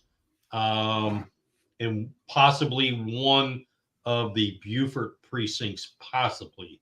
Can't swear to that, and I'm probably wrong, but sounds good, right? There are so many small towns that are running elections right now. You know, Yeah. it's like we've got the town of 6 Mile. James Atkinson is at 73%. Kayla Holtz Claw is at 27%. So it looks like James Atkinson will probably take that. Walhalla, Tim Hall is at 81. Sherry Campbell is at 19. Looks like Tim Hall will probably take Walhalla. The town of 96, the town mayor, Greg Brown is in the lead with 57%. And the incumbent, Michael Rowe, has 1 vote, 0%. Okay. So I wonder what he did. He made somebody mad. You know, we've got Simpsonville City Council, Ward 1. We've got Aaron Medlin in the lead with 53%. Simpsonville City Council, Ward 5. We've got Tim Pinkerton in the lead with 86%. Simpsonville Mayor is a kind of a tight race right now. The incumbent is behind at 33% with challenger Warner Buzek at 46%. Again, the Democrat at the Greenville City Council at large, the Democrat incumbent is at 53%, beating the challenger Randall Fowler, a Republican, who has 47. That's still a pretty close race. Not many reporting there. The Greenville mayor, Knox White, the Republican, has 67% of the votes, and the Democrat challenger Michelle Shane has 33. That's a pretty big. We have a few other places that are doing bond referendums as well. Anderson, I believe, is doing a bond referendum, and that one is almost neck and neck. It's like 50.4% yes to 49.6% no, something along that line. And the other, can't remember the other county that's doing one right now. Cherokee County has one. And heavy no. Heavy no. Heavy no. Spartanburg County has a penny sales tax referendum. That looks like that will pass. I believe that's it. I think. Reggie Burgess is killing the North Charleston mayoral race. It doesn't. Yeah. I guess somebody's not running this time. Cogswell is still. Man, that's a squeaker right there. It is. That is a squeaker. I am really hoping that it doesn't come to a runoff, because Tecklenburg, that's how he won. I don't know if it was the last one or the one before that. Won it by runoff, and there were some accusations of some shady dealings going on at that time. Shady dealings. Yeah. Oops. Speaking of that, you were talking about some of the ways that people have been cheating in elections. I want to just tell people a little bit about what's going on right now. So there was a special election primary for state Senate District 42. Yeah. And it was a Democrat primary, and then there's a special election coming up. They might be doing that tonight. Yeah. Yeah, it is. Oh yeah, the Democrats. The Democrats gonna win. Yeah. Oh, yeah. There's no chance. But that's for a number of reasons, which we don't really need to get into right now. We can discuss that later. But in the primary, multiple people were busted voting multiple times. Okay. Whoops. And they had gone to vote early, and then they went on election day to vote again. Okay. These ballots were turned over to SLED. Okay. And the news reported that. And then the whole story disappeared. I've reached out to SLED multiple times at this point, and they've confirmed that they know what I'm talking about. They had received the information, and then they have ceased all communication with me completely. Really? They will not tell me what's going on. They won't talk to me about the people involved. They won't talk to me about whether they won't even let me know whether or not the investigation is still ongoing. Just completely. They were super sweet, right? The initial person I spoke with was very, very nice, very kind. And then it went over that lady's head, apparently. And that person, they won't talk to me. So this is, we're talking people voting, being caught committing felony voter fraud. Right. And SLED refusing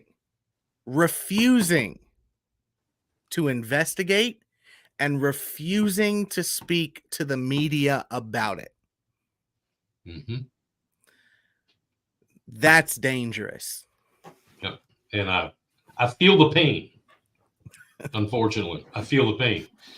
Jennifer's asking us, she says that she believes, looks like they called Moncks Corner for Thomas Hamilton. I do not have that information. She probably has precinct information because she knows the people involved there. Gotcha. That's huge. Thomas Hamilton won. Locklear got taken. But I don't know that we can officially say that till somebody releases something. I mean, he's got the lead has not been updated. So, you just need to get some, unless you see something, Jennifer, that you could pass along. Yeah. That'd be great. That'd be great.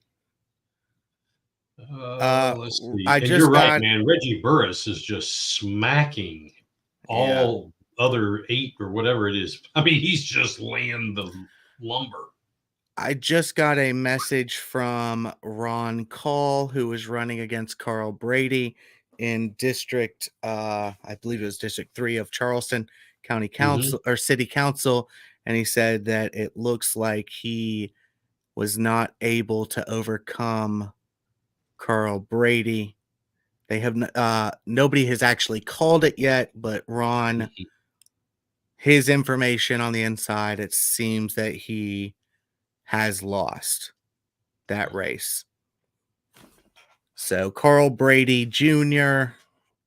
will be running another term.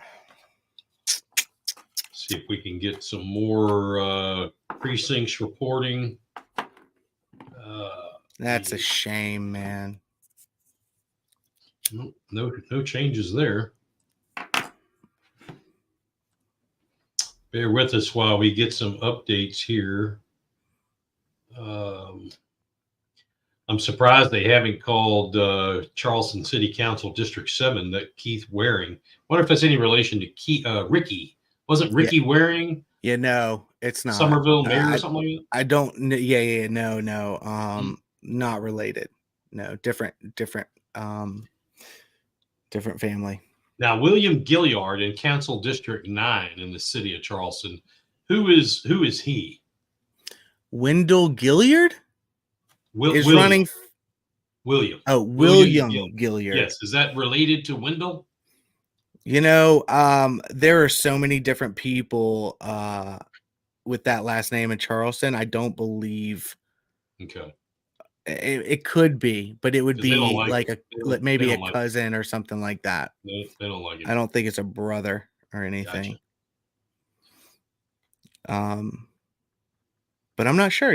There's so much nepotism that goes on. I noticed in Folly Beach, I was curious. There's a person running for city council there with the last name Grooms. If that is related to Senator Grooms out of the Moncks Corner area. Just you never know. Interesting that just throwing that out there. Man, I'm disappointed with the Carl Brady situation. James Island Town Council, that's up your way. Also very, very, very close. Which one? James Island Town Council. Oh, yeah. And then we have, I really think that, so I think the Greenville mayor, the incumbent's going to win. And I think Yeah, it looks pretty. that Charleston one, that Charleston mayor, who knows? Who knows how that's going to go? I think Reggie Burgess, I think it's safe to say at this point, Reggie Burgess will take it. Mhm.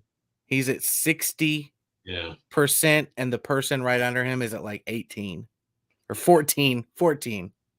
Yeah, he's going to win. Reggie Burgess will be the North Charleston mayor. Russ, how long do you think it'll take before we see some of those things happening? I think that will be in 2 weeks. I'm going to make a phone call as soon as we're done tonight, as a matter of fact, and get some more info on that. I'll be interested to hear more, learn more about that. I'm sure that everyone watching tonight is going to be interested in that as well. Russ Touchberry, it's hard to call at this point, but it looks like Russ Touchberry will be the Somerville mayor at this point. He's at 54% to Dickie Myler at 43%. Cool. I think I don't want to go ahead and call it, but it's looking that way. It looks to me like an Easley,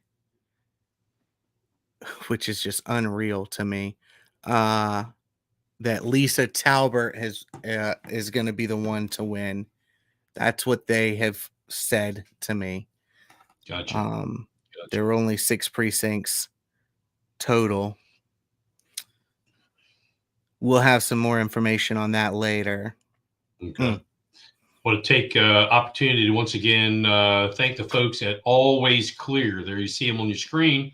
Always Clear. Be sure to take a moment and check them out. Excuse me. That's always-clear.com. If you don't have Always Clear on your heating and air conditioning equipment, you need to make a phone call to your contractor now and ask them to look into always-clear.com to keep you safe. Down here in Beaufort County, right now, I'm showing that there are 27 of 95 precincts reporting. So it's slowly coming in. 20, how many? Coming in. Say that one more time. 27 of 95 reporting. Golly. The county right now has 4, and this is ballots cast compared to total registered voters. We're at 4.4%, which is horrible. That's worse than horrible. Horrible is 9%. That's horrible. 12 to 15 is, wow, for an off year, that's pretty good. It still sucks. But 4.4%. That's the problem, though, we've really got to get a better system. People deserve, if we can know who United States congressmen in Alaska are, on election night, then we should be able to know who our town council is on election night. Don't you agree? Don't you think? Well, think about that example. No, think about that example right there. So I don't know when the polls close in Alaska. Let's just say 7. It could be their time. It could be 7:30. There are some states that close at like 8:30 or 9 their time. Yeah. Let's just say 7. That's if math is correct, that's 11 o'clock our time. Is that right? I believe they're 4 hours behind us in Anchorage, I think. Yeah. Is that right? Okay. Well, yeah. So 11 o'clock. By 11 o'clock, when they close, give them an hour. That's midnight. We still sometimes don't know our own. And we had been closed for 5 or 6 hours. Yeah, it's crazy. It's absolutely ridiculous. Yeah, we're talking towns that have 11 precincts and have a total of 4,000 people voting in them. And they can't be counted within, what time is it? They can't be counted in 2 hours. In 2 hours. Y'all can't count the ballots? Do have an update in Port Royal. Mayor of Port Royal, Kevin Phillips, still shown as a leader. He's got 60, let's call it 61% to 39%, with 33% of the vote in. Town Council, Port Royal. This has tightened up. Jerry Ashmore with 53% to 46%. Jorge Guerrero. 100% of the vote has been reported in the town of Yemassee, and there is a three-way. No, I'm sorry. There is a two-way tie for the winner. First place, and both of them have 2 votes. See? You see what I'm saying? Fourth, but wait a minute, it gets better. Fourth place is a three-way tie with uno voto. 7 people. Come on, Yemassee. Come on. Yemassee. 7 people voted. 100%. It's what it says. 100% of the precincts reported. It says oh wait, whoa. I'm sorry. It says 100% reporting. 100% reported. So that race is called. Well, they can't because only the top 2 only got 28.57%. So they're going to have a special election. It's going to have to be a special election for. But the race is over, though. I guess. But yeah, 100%. 100% reported. 7 and people. They had a total of 2, 4, 5, 6, like 8 7 people voted in Yemassee. 8 people. 7. 7. 7. Yeah, 7. And I guarantee you there are 900 people at home right now watching Fox News and CNN talk about, man, the country's going to hell. Not even knowing that there was an election today. In their own town. If we find out this is a mistake, of course we'll let you know. But yeah, Jerry Thompson and Ty Shaw, you each got 2 votes. Let's take out them each. That means they voted for themselves and one other person voted for them. They couldn't even get their brother, only their wife. But listen, 4th, 5th, and 6th only got 1. That means they only voted for themselves. I'm assuming. They don't even have a friend. A friend. Don't even have a friend. That's bad, dude. Dude. That's bad. They don't have a friend. They don't even know the guy at the dump. Yeah. Or even worse. Even worse. They went to their friend and their friend was like, nah. Man, they vote for you. Nah. You owe me $20. What are you gonna do to my city? I'm gonna vote for Jerry. Well, Jerry, shit, he got 2 votes now. I'm ruined. That's incredible, though. Yeah, honestly. And we're making fun because this is ridiculous. This is ridiculous. Mike says, my wife and I voted today at Buckwater, basically non. I imagine you're saying, correct me if I'm wrong, Mike, basically a non-event. What you're probably saying. I'm assuming. Correct me if I'm wrong. Like there was nobody else there. Yeah. Like it was a ghost town. A ghost town. They did have adult kickball sign up today. I thought about that. Then I stood up and I got a crick in my back and I was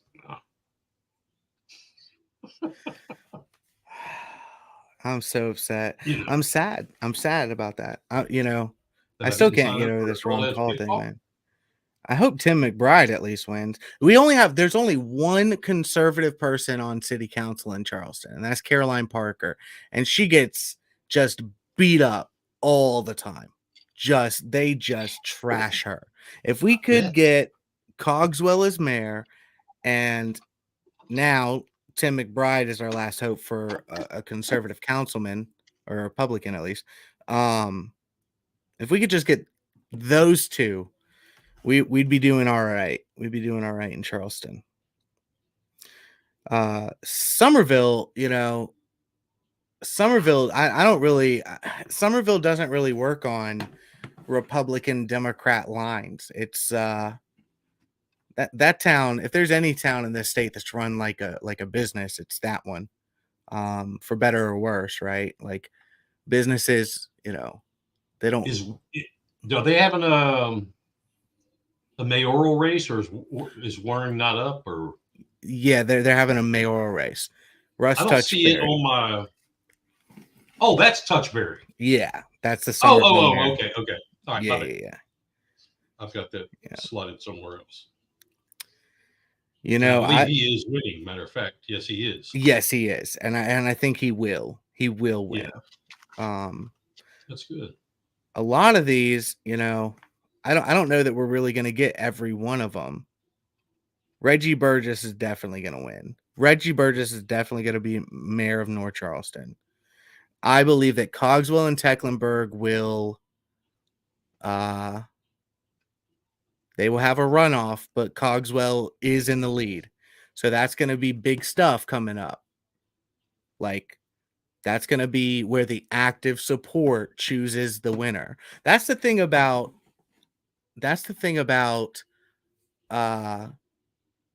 special or runoff elections and special elections, kind of the same thing. Mm-hmm. Like, right. It takes it like on voting day, on election day, the Tuesday, like today, you have a large number of people that are going there for multiple reasons. You know, they might be voting on a referendum. That might be the thing they care about, or a friend running for council and they're going and they care about that. And when they go and they vote for that, there are a bunch of other things for them to vote for. Right. With the mayor, in this situation where there's a runoff, you're going to have another day and you're going to have way less turnout. And that's saying something, because this election, we're probably going to be looking at probably somewhere between 18 and 27% voter turnout. And so where? Just in general, 18 to 27%. I believe that it'll be somewhere in the 18 to 27% in most places. Yeah. You want to bet a bar of silver? Like how big of a bar? An ounce. So statewide average. So statewide average, can we take out the lowest and the highest outliers? No, the state average. The South Carolina had X%. Okay. Voter turnout. South Carolina, okay, I will say it's between 13 to 21. I'll take that. You think it's less than 13? Yes, sir. Okay, so you take less than 13. I'll take 13 to 21. So if it's over 21, you win. If it's under 13, you win. I know it won't be. I'm safe on the up. Okay, yeah. You're right on the upside. 1 ounce silver? Yeah. Okay. That's what's up. I'll let you pick. Y'all heard it. If you win, I'll let you pick. I want my silver. No problem. Don't lie to me. 0.999, brother. I don't do no 925. No. You know, Janet does make a good point right here. Early voting. Some of this stuff that we saw, and I bet she's right. Some of this vote we saw early in Beaufort County was probably early voting, mail-in. That, you know, we've got a large retirement base here, a large military base here. So I bet a lot of those, because Beaufort County is always last.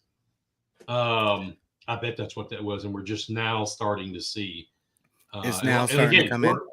Yeah, I mean we're still at 4%. 4%. Yeah. In Beaufort County. I'm starting to do math, and I'm starting to be like, damn, I just lost a bar of silver.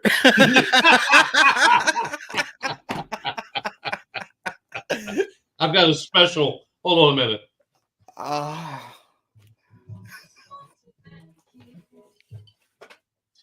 There you go. I believe in my people too much, I guess. That's my fault. Oh, trust me. I won't believe in y'all anymore. Never again. Trust me. If I was on the ticket, they'd be out there voting. It's just not the right people.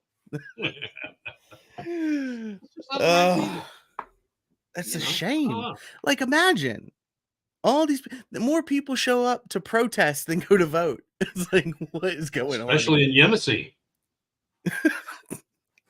See, that's why I wanted to take out the lowest. I was Yeah. like 7. How many people are registered voters in Yemassee? Yemassee used to be like, that was the like it became what it is because of the Marine Corps. That's where they dropped off the recruits to go to Parris Island, Yemassee. I mean, that was like, they have a museum about that. I don't know if the train even stops there anymore. But if it does, I mean, I hope there's more people that get on and off than people that voted. Come on. So that would be Yemassee town? Because it's a municipal election. Yeah, the town of Yemassee. Which, here's a little bit of trivia. And for those folks north of the Broad, this may all of a sudden spark something. The town of Yemassee, I don't know if the guy, I don't remember his name. He was mayor. He wanted to be annexed into the county of Beaufort. And we had a county councilman. This is back when I was on council. It wasn't me. We had a county councilman who loved that idea and tried to make that happen. And Hampton County had themselves a proverbial shit fit, because what Beaufort County, and this particular county councilman, wanted was at exit 30, I don't know, was it 36 or 38 or whatever it is on 95, there's a brand new Love's truck stop. Think of the tax dollars right there. That's what he wanted, was the town of Yemassee and its 7 voters and the Love's truck stop. And we all went, this is as crooked as a snake, and it didn't happen. But a little bit of trivia there for you 7 voters in the town of Yemassee, South Carolina. So Bluffton Mayor Larry Toomer. Larry Toomer is winning Bluffton Mayor against Joseph Castanino. Hey, wait. I didn't know Joe Castanino was running. Yeah. Okay. Susan Watson put in here that she voted today in Bluffton and it was empty. They even had curbside voting. Yeah, that's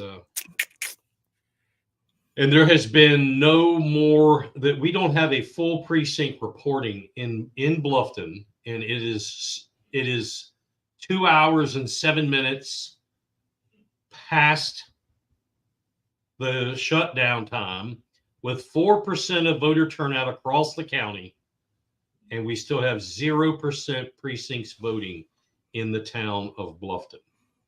In town of Bluffton, but they got the mayor up. Yeah, but no precinct. That's just, that right there is probably early votes, mail-in votes. That's probably what those, because they're not full precincts yet. You think they had like 900 people just like mail-in vote for mayor? Vote? Oh, absolutely. And then that's 1,000, 15, and that's about 1,600 for Bluffton Town Council. Bridget Frazier is winning. Yeah, the early voting, man, they promote that early voting like cray. Dude, there was one I can't remember. It was a small town, and I can't find it right now. But one of the people running, it was UFO guy, and he had like 4% of the vote. No, that was his name. UFO guy. That was his name on the ballot. Really? Yeah. Here in our area? Here in South Carolina. How did I miss that? UFO guy. I'm gonna find it. Hold on. I'm gonna find it. Gotta be a way we could like sort this, but that's above my pay grade. I don't I don't claim to be UFO guy. Yes. Is that kind of like the guy who ran against Mark Sanford for House a few years, or I guess it's more than a few now, quite a few years ago? You know, the guy who like pedaled a canoe or something? Well, there's that one dude who runs for president every election, and his name is like Vermin Supreme. Yeah. Who wears the boots? Yeah. What party is that? That's not Democrat. No. Green, maybe? Green Party? I don't know. We have Vermin Supreme. Wow. Vermin Supreme. It looks like we're So, still in runoff territory, and one of our viewers says Toomer is already calling it for himself. Well, you know, I mean, let's give it. The thing is that they know 0%, huh?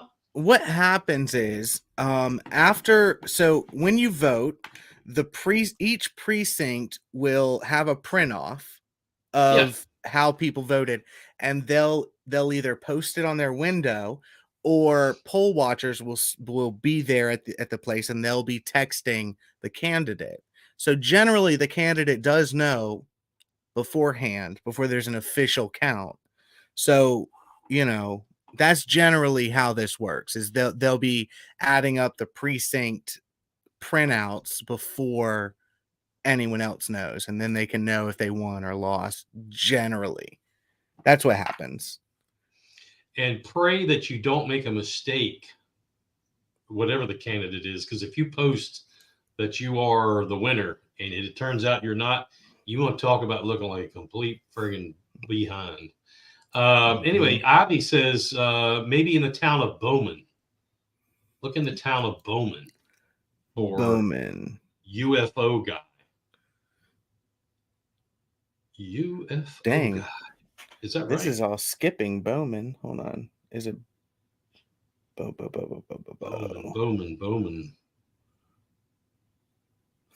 Both of my things are skipping Bowman. I've got 3. Hold on.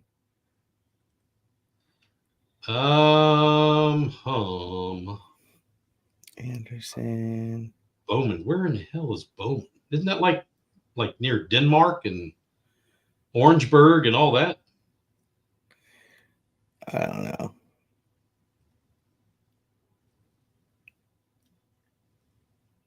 Something is askew here. Bear with us, folks. This is high-tech stuff. Hey, the bond referendum in Charleston for Parks and Recreation is sailing through with. Yeah, it is Bowman. It's Bowman. I guess his name is Ike.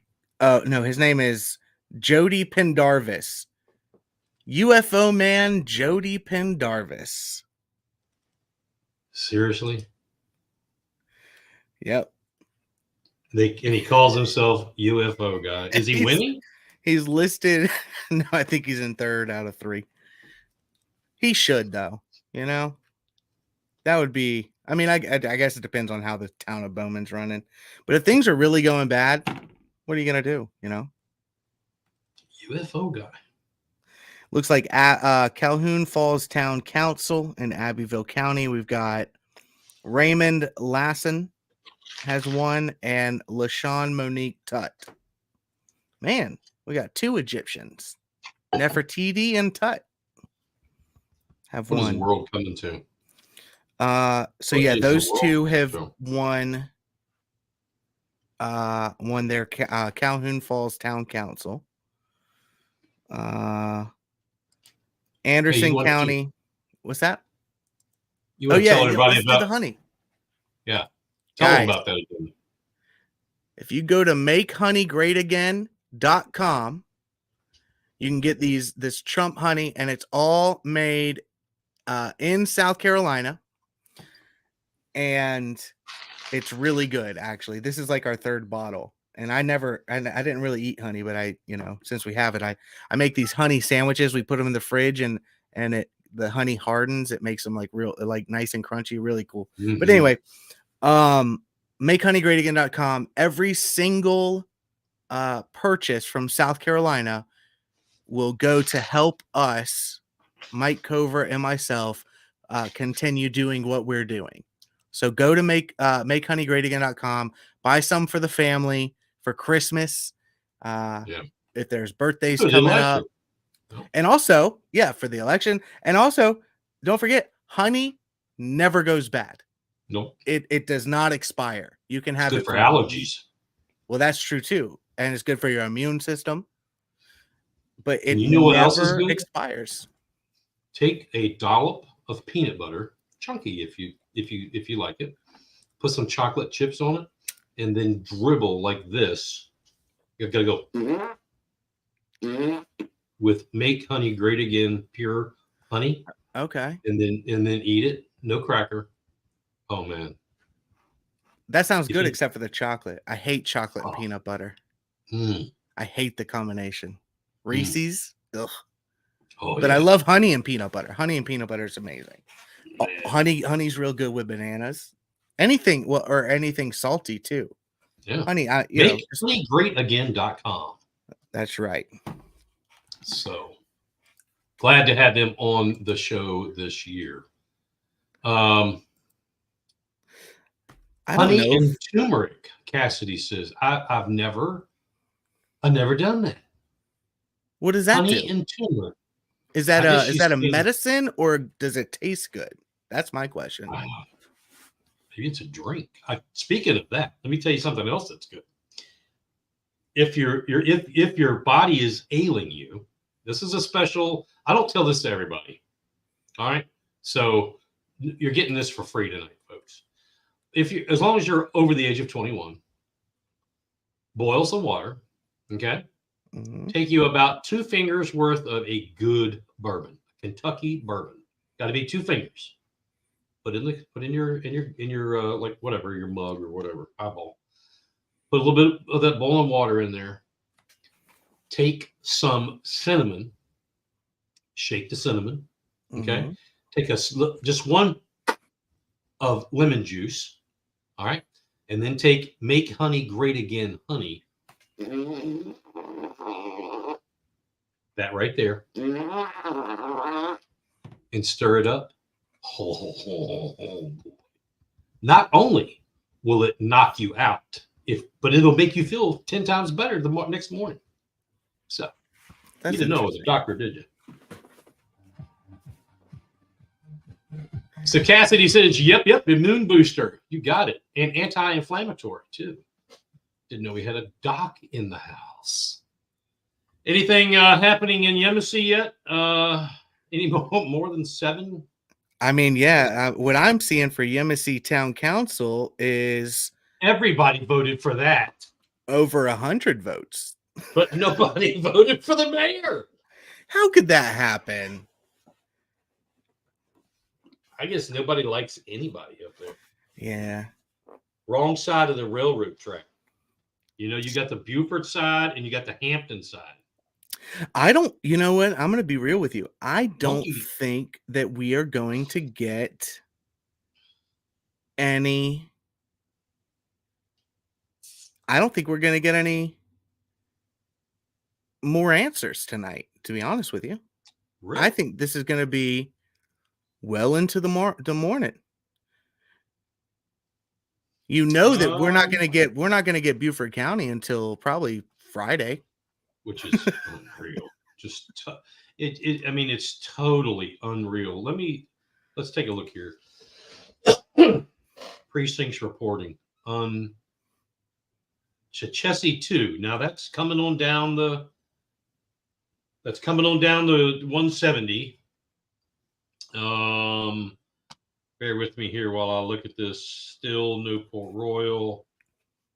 I can't click on that, so let's go back here. We're still at 4.4%. Just hold on to the silver. I'll get it next time we have a beer.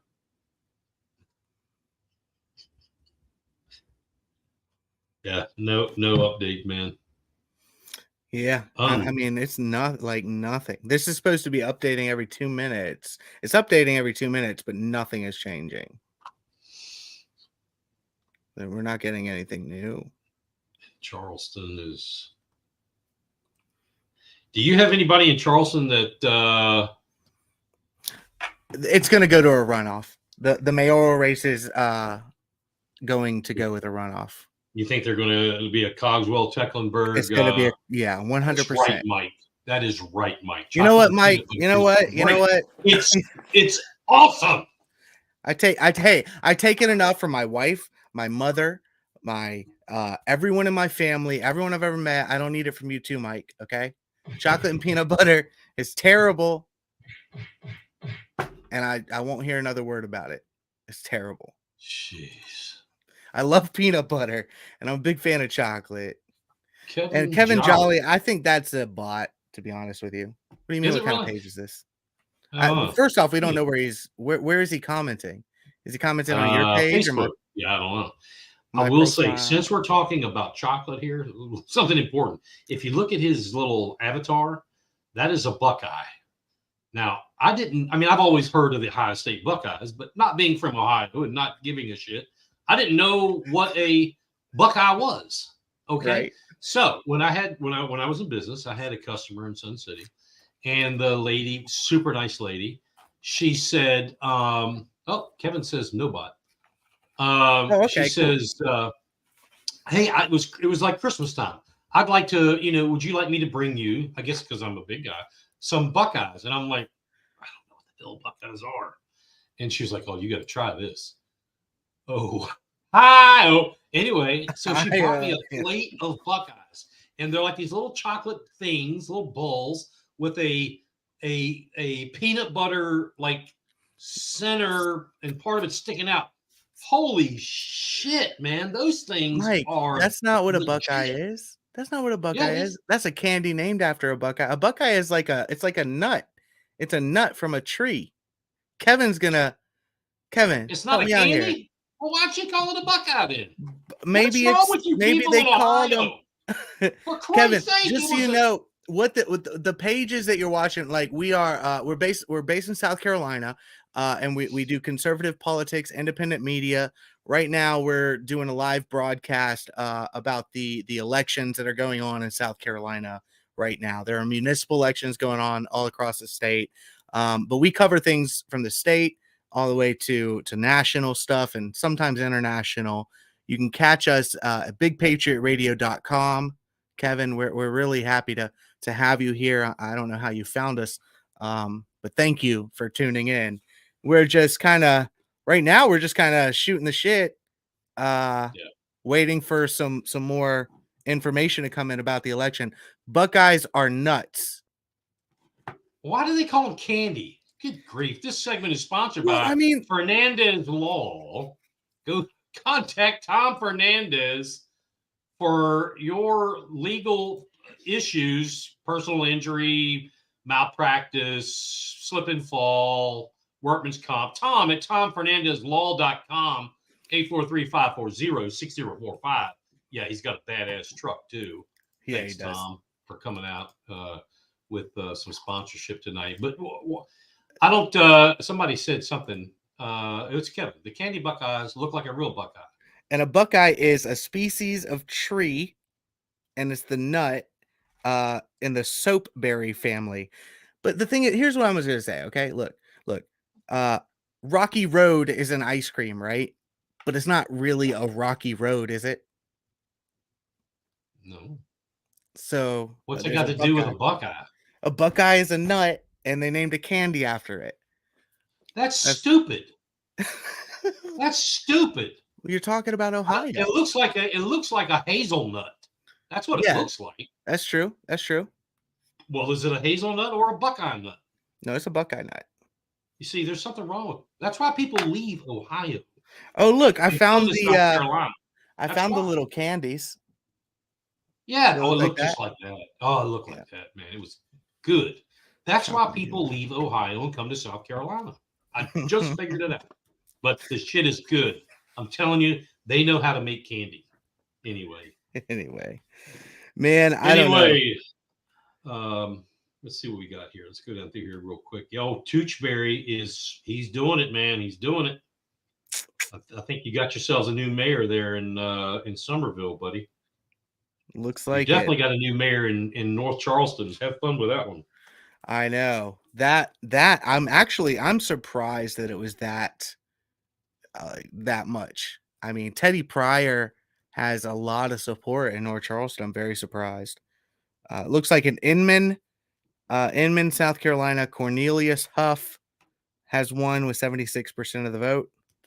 There were less than 400 people turned out for that entire election in Inman. Wow. So devastating, man. Inman, that's up in the Spartanburg area, I believe, isn't it? I believe you're right. Yeah, Pickens. I think Isaiah Scipio is going to win. I truly believe that most of these places have not begun counting votes, and that's concerning to me. It's concerning. I mean, I don't want to like jump to the conclusion and say it's criminal. It is concerning. It's very, you know me. It's criminal in behavior, in my opinion. It's yes, dereliction would be a good way to dereliction. Put it. That's a great way to say it. It's very strange to me that you have elections where there are only 4,000 people voting. I mean, in some of these elections, you have more people working on them than are actually voting, and you can't count them. You can't get information out. That's very strange to me. It's extremely strange. So Kevin asked what kind of voting is going on. So there are mayoral races going on in different cities all over the state of South Carolina right now. Actually all over the country, but we're only focusing on South Carolina. Town councils, city councils. There are some tax referendums where people are voting for more taxes to build a new school, even though their current schools have mold growing in them. And they don't want to fix those. They just want to build a new one. There are various things like people that are running like water departments and whatever the case may be. Municipal elections is the best way to say it. 1% sales tax in Spartanburg. It looks like that's gonna pass. They're passing a 1% sales tax in Spartanburg. Interesting. You know, the upstate, as you're reporting, there is something to this, because let's just go through here. The upstate is doing something. Okay. Calhoun Falls Town Council races over. Vigo Lawson and LaJean Monique Tut. Mm-hmm. They win. Honia Path. I'm sorry, forget that one. Now I say that, and now I can't find it. Wait, well, here we go. 96. Commissioner of Public Works, Bruce Wirtz, winner. Mm-hmm. 96 Mayor, Greg Brown, winner. 96 Town Council, Ward 2, Bridget Porter, winner. 96 Council, Ward 6, Karen Roller. 96, the town of 96 is, I don't know, probably, what would it be the same as here? Monk's Corner, maybe? Maybe not even that big. Yeah, probably not even that big, to be honest with you. Okay. And so they're done. Seneca City Council, 1, 2, 3, 4. They've got their 4. They're done. Walhalla City Council, up in the far northwest corner. 3 people have been chosen for city council. They're done. Mayor Tim Hall wins in Walhalla, a whopping 80%. West Union, done. I mean, you can keep going easily. They haven't called the mayor's race yet, but that's not far behind. David is picking up with 86%. Looks like Lisa Talbert will probably get that. But my point here is, well, there'll be a runoff. Why can't we get this straight? A, in the Low Country, from Myrtle, the PD in the Low Country, and then B, in Beaufort to Charleston counties. Why can't we get this right? I don't know. I don't know, because I'll tell you, I travel the state. I work with people all over the state in politics specifically. And I know people on the election commissions in all of these areas. And I can't, to this day, and I've tried, I can't put my finger on anything that's actually done differently. I can't find, you know what I'm saying? Like, I can't find the weak link. You know what I'm saying? Mm-hmm. Like, I don't know where the disconnect is. I like it's almost as if there's an extra stop being made from the precinct. You know what I'm saying? That's a good point. That's a good point. I'm glad you said that, because last year at the county delegation meeting, all the legislators in the county were there, and they had the Board of Elections there. And again, House Judiciary Chair and the county legislative, I think he's the chair, Weston Newton, said to Marie Smalls, what the hell? Why can't we get this right? Why are we always last? Her response to that, which I call total bullshit, her response to that was, well, on the farthest end of the county, we take the machines to Bluffton and, from Hilton Head and Defusky Island. Okay, that one's got to come across a boat. It's a little boat ride. It ain't a little far. Anyway, we take them to Bluffton and drop them off, and then another vehicle transports them to Beaufort to be counted. So that's her excuse. It's the distance. All right, you look at Greenville. Yeah, Beaufort's a long county. Greenville is even longer, and they can friggin' do it. Okay? Well, you got Defusky Island. All right, all 50 votes on Defusky Island, for goodness sake. Well, that's what I'm saying. But the point is, this is exactly what she said. And she stepped into it because listen to this. We talk about safety and security. She admitted that people take the machines, the tabulators, to Bluffton and drop them off. Someone else picks them up and takes them to Beaufort, to the county. Right, with the county election commission or whatever, where they're doing it. Is that not throw up a flag to someone? Well, as long as there's chain of custody going on. We've asked for that. What's that? We've asked for the chain of custody. It's the same excuse we get for the CVR, also known as a cast vote record. Mm-hmm.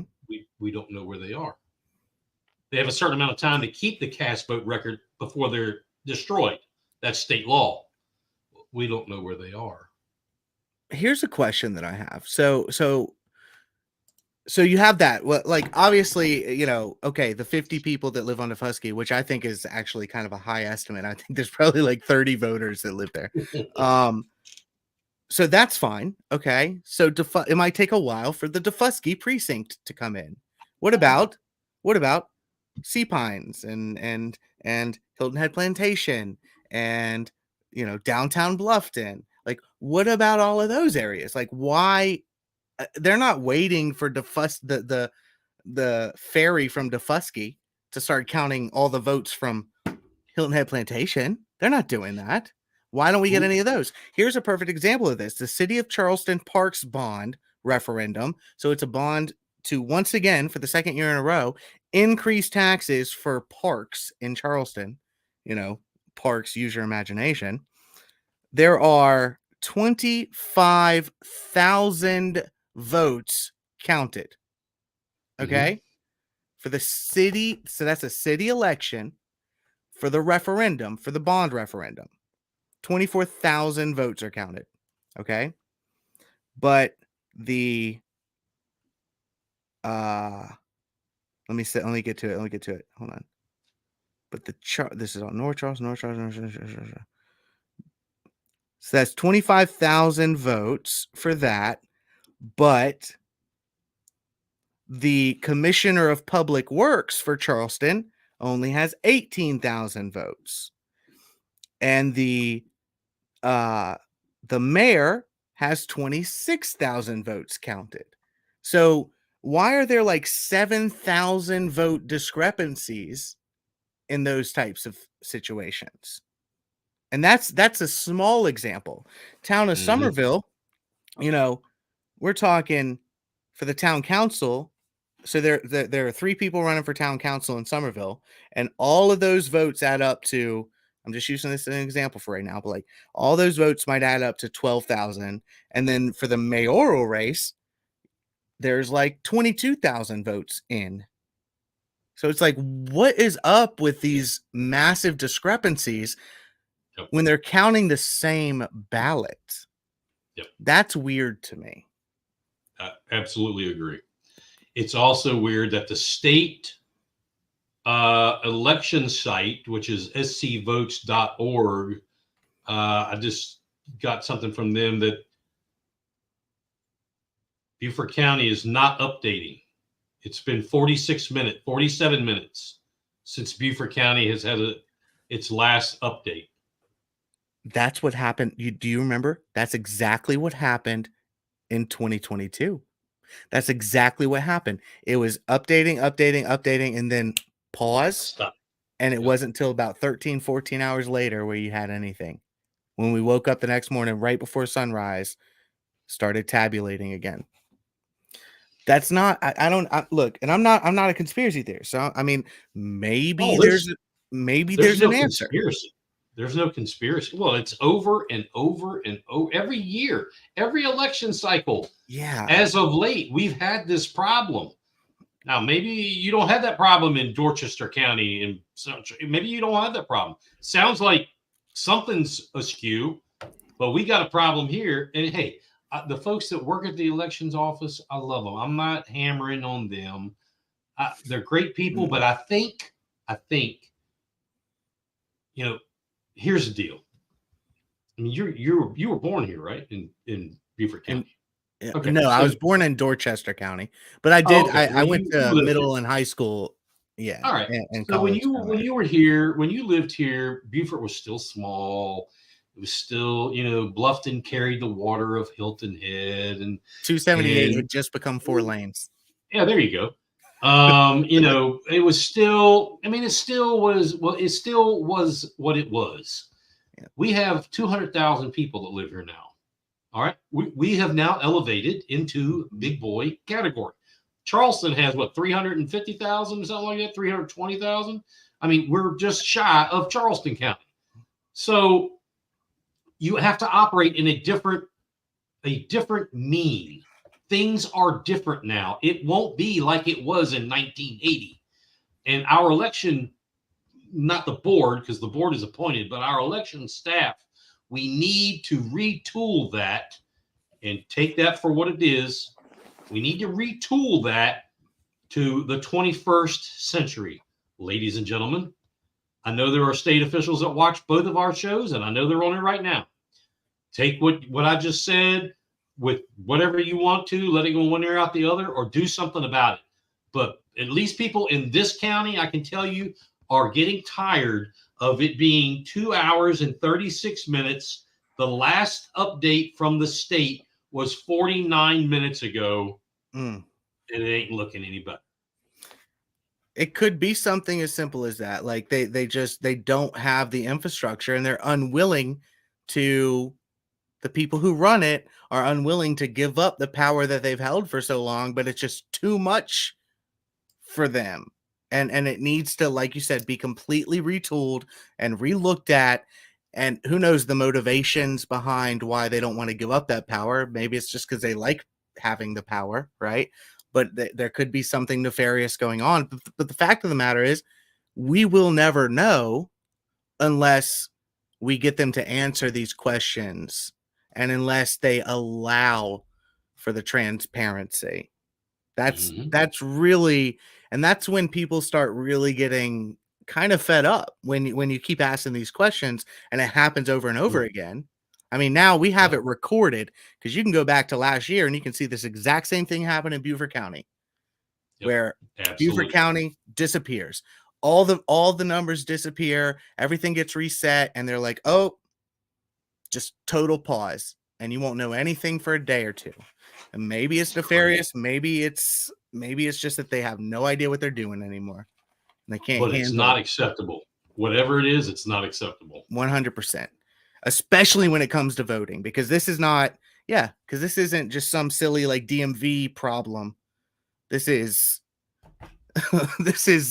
the single most important thing in our entire nation. Voting. You heard it there, folks. The single most important thing in our nation. Everything that rocks is right here. Right here. Let's rock. With Patriot Radio. That's what I'm talking about. That is what I'm talking about. I want to thank the folks at Uptown Online Auctions. See their little logo up there at the top. UptownAuctions.bidwrangler.com. Or, hey, here's an idea. go to the iOS Apple Store or your Google Play and get their app. Just put on their Uptown Online Auctions or Uptown Auctions, whatever. It comes to the same thing. It's free. Download it. Hey, this is where you can get some great deals. Every month they have 1 to 2 sales auctions going on. If you're into precious metals, silver especially, but they have some gold, but not as much. But silver, man, they've got a ton. They have an auction coming up on the 11th, I believe it is. There must be 50 pieces of silver in there. And if we keep making these bets and I keep winning, Corey's going to need to replenish himself. So, Corey, get that, get that and give Glenn a call. See, he's a good guy. Anyway. I think I might do that. Oh, man. You know, I think that I think we should kind of get close to calling it, man, just for the night, because and as the night goes on and into tomorrow, guys, you can check back on Beaufort County House of Cards Facebook page. You can check the Overton group if you're in that group. We only let certain people in that group, or you can check my profile. Before we go, though, I do want to one more time thank Mama Rabbits up in Columbia. One, for allowing me to come and speak to a group of patriots. They do something called Freedom Fridays once a month, and they invited me to come speak along with some elected officials and candidates a couple weeks ago, and that was I had a great time. If you're in the Columbia and Lexington, Richland area, definitely visit them. Great food, great desserts. They sent me home with a ton of stuff for my wife and my mother, who is visiting right now. And they're patriots, and they have survived more cancellations than anybody I know, except for myself. So definitely check them out. And I want to thank Mike too. Mike Covert started something called Big Patriot Radio. If you go to bigpatriotradio.com at any hour of any day, you'll hear classic rock and the good kind of country. And you could just listen to that all the time. And then at 7 p.m., almost every weeknight, you'll hear some conservative podcasts, including my own on Tuesdays, New America Movement on Mondays. Mike's show comes on Beaufort County House of Cards. That comes on Thursdays. And there are a couple of others. Go ahead. What are they, Mike? Let's see. We've got the Mike Friedenauer Freedom Hour. Frank Friedenauer Freedom Hour. Say that 10 times. Yeah. Frank Friedenauer's Freedom Hour on Sundays at 8. Andrew Southwick and Culture Crossroads Sundays at 7. Mm-hmm. Of course, your show 7 and 8 o'clock on Tuesdays, and the New America Movement Mondays 7 and 9. And also, I want to say, go ahead and sign up for the Overton Report.substack.com. Just type that into your type that URL in. We're going to have that detransitioner who just spoke in front of Congress, who was tonight at Moms for Liberty in Charleston speaking. We're going to have her entire speech published on the OvertonReport.substack.com and my profile. Just go to just search Corey Allen on Facebook or the Overton Report on Facebook, and you'll see me. I'm the one with the blue check. The blue check. Let's try something. I haven't done this before, and I have no idea what's playing. But some people have said, "Is that a real radio station? Did you really do that?" Well, well, let's just show you. Let's go here and tell me if you can hear what's going on there. Let's see what's going on. Lord have mercy. I think I can't have both playing at the same time. I think it is. It's cutting into itself. I think that was a bad idea. But anyway, BigPatriotRadio.com. Yeah. That's all you got to do. Go there and it'll start playing automatically. You want to go ahead and thank this fine sponsor? Tom Fernandez is the guy. Search him on Facebook, Tom Fernandez. He'll pop up, and Fernandez Law. But he is. This is key. We need many more great people in the South Carolina Senate. Our South Carolina House, they do some good work conservative wise, but the Senate, we got some issues. There are a few people that are running in 2024 that will make a big difference. And Tom Fernandez is one of those guys. So vote for him 2024 and definitely check him out. Berkeley County Growth and Development and Tom Fernandez. Just search him. He's he's got an awesome truck too with a big train horn. Right. You can't miss him. Yeah.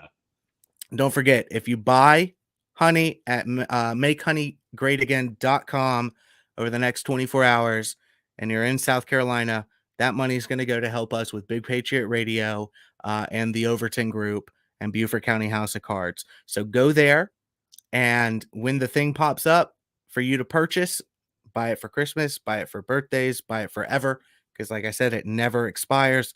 Type in Overton or Covert and help us out so we can, as we help this awesome guy, Todd Gerhart, with Make Honey Great Again. And it's based right here in South Carolina. All the honey's made here in South Carolina. And the guy who owns it is based in Charleston. Yep, absolutely. Also, thanks to the folks at Always Clear. That's Always Clear or Always Dash. Is it dash or hyphen? Either one. Either hyphen one. Dash. Wonder what they say in Ohio. What do they say in Ohio? Always Buckeye. I think they say clear. Dash because I don't know that they can spell hyphen in Ohio. Oh, you went there, not me. Anyway, always-clear.com, your air conditioning drain line solution. This product is also made in South Carolina. Check them out. If you don't have this on your air conditioning system, you are buying time because something is about to happen with your drain, and you want to protect yourself. So that check them out. And again, Uptown online auctions. Go to the App Store and download it for free. Uptown Auctions. Check them out. It's all online. It's easy peasy. It's not a big deal. You'll thank me for being recommended to this. Also, again, Corey Allen, that's him. Tuesday nights right here on BigPatriotRadio.com. Check him out on his Substack channel. Check him out on Facebook, all over the place. Beaufort County's House of Cards on where are we on? We're on Facebook, YouTube. Facebook, yeah, Facebook and YouTube. One of these days, I'm so tight. I'm a tight wad. I need to get on Rumble, but I'm just not there yet. I can't, just can't do it. Let's check. See for some reason if any of these counties here locally have updated. Survey says unbelievable. Still only 7 people in Yemassee have voted for mayor. There hasn't been any change in Beaufort County. Anything up there in Charleston area? No, it's the same stuff. Unreal. I want to thank all the folks. Jennifer, great show you guys tonight. Absolutely. Thank you. Ashley Jones, good job tonight. Thank you so much for listening. I want to thank everybody for coming on here tonight. Corey, appreciate it. We're going to do it again next year. Next year's will be huge. I think we should do it live somewhere, like on location. I think you're right. That would be kind of cool. Maybe even, dabble in some presidential stuff. Oh, yeah. Or Senate stuff. That would be even cooler. People like Tom Fernandez, Matt Lieber, Chris Smith.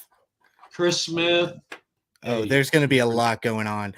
We should. You know what? Let's make that our plan. Next year, we will hold an event somewhere centrally located, and we will do a live broadcast with as many candidates running as we possibly can. Yeah. The good ones. No Democrats, please. All right. Well, we will keep you updated on all the channels throughout the night for a while, and then we'll update you in the morning. just stay tuned for that. Any last thoughts before we hit the road? Man, just try and bring a friend to vote next time. Yeah. That's all. Step up. At least one or two. Guys, come on. We got to do better. Right. We can't beat them if we don't try. That's all. That's right. I'm Mike Covert. That's Corey Allen. Good night, and we'll talk to you very soon.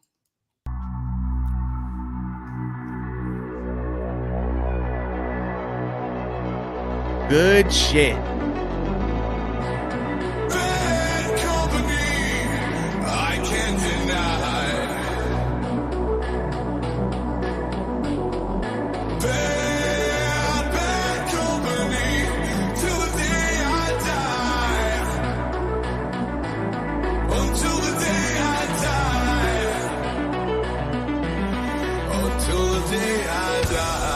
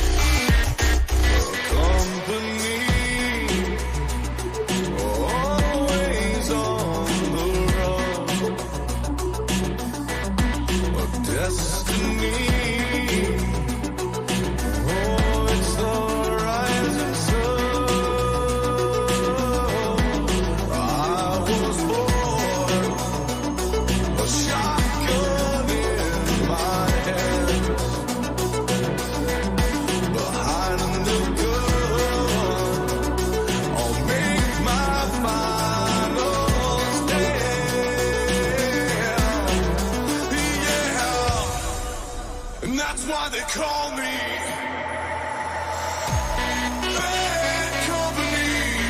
I can't deny. Bad company till the day I die. Until the day I die.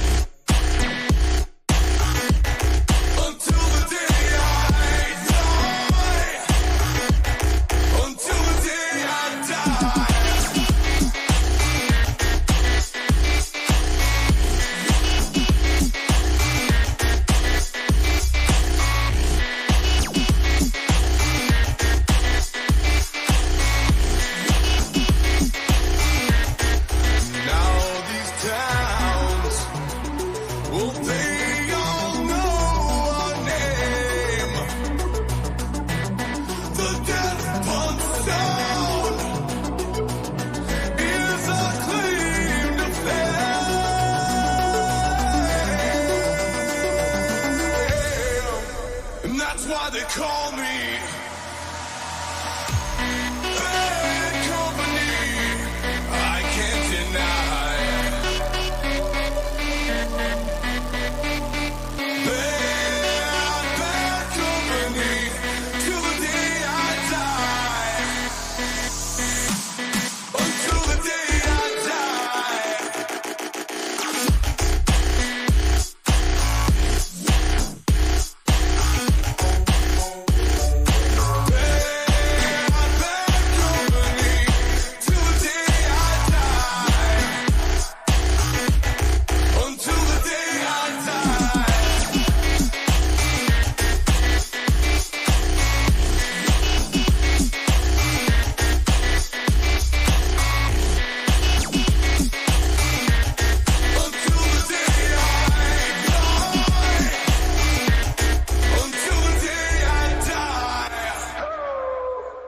This has been a production of the Big Patriot Radio Network.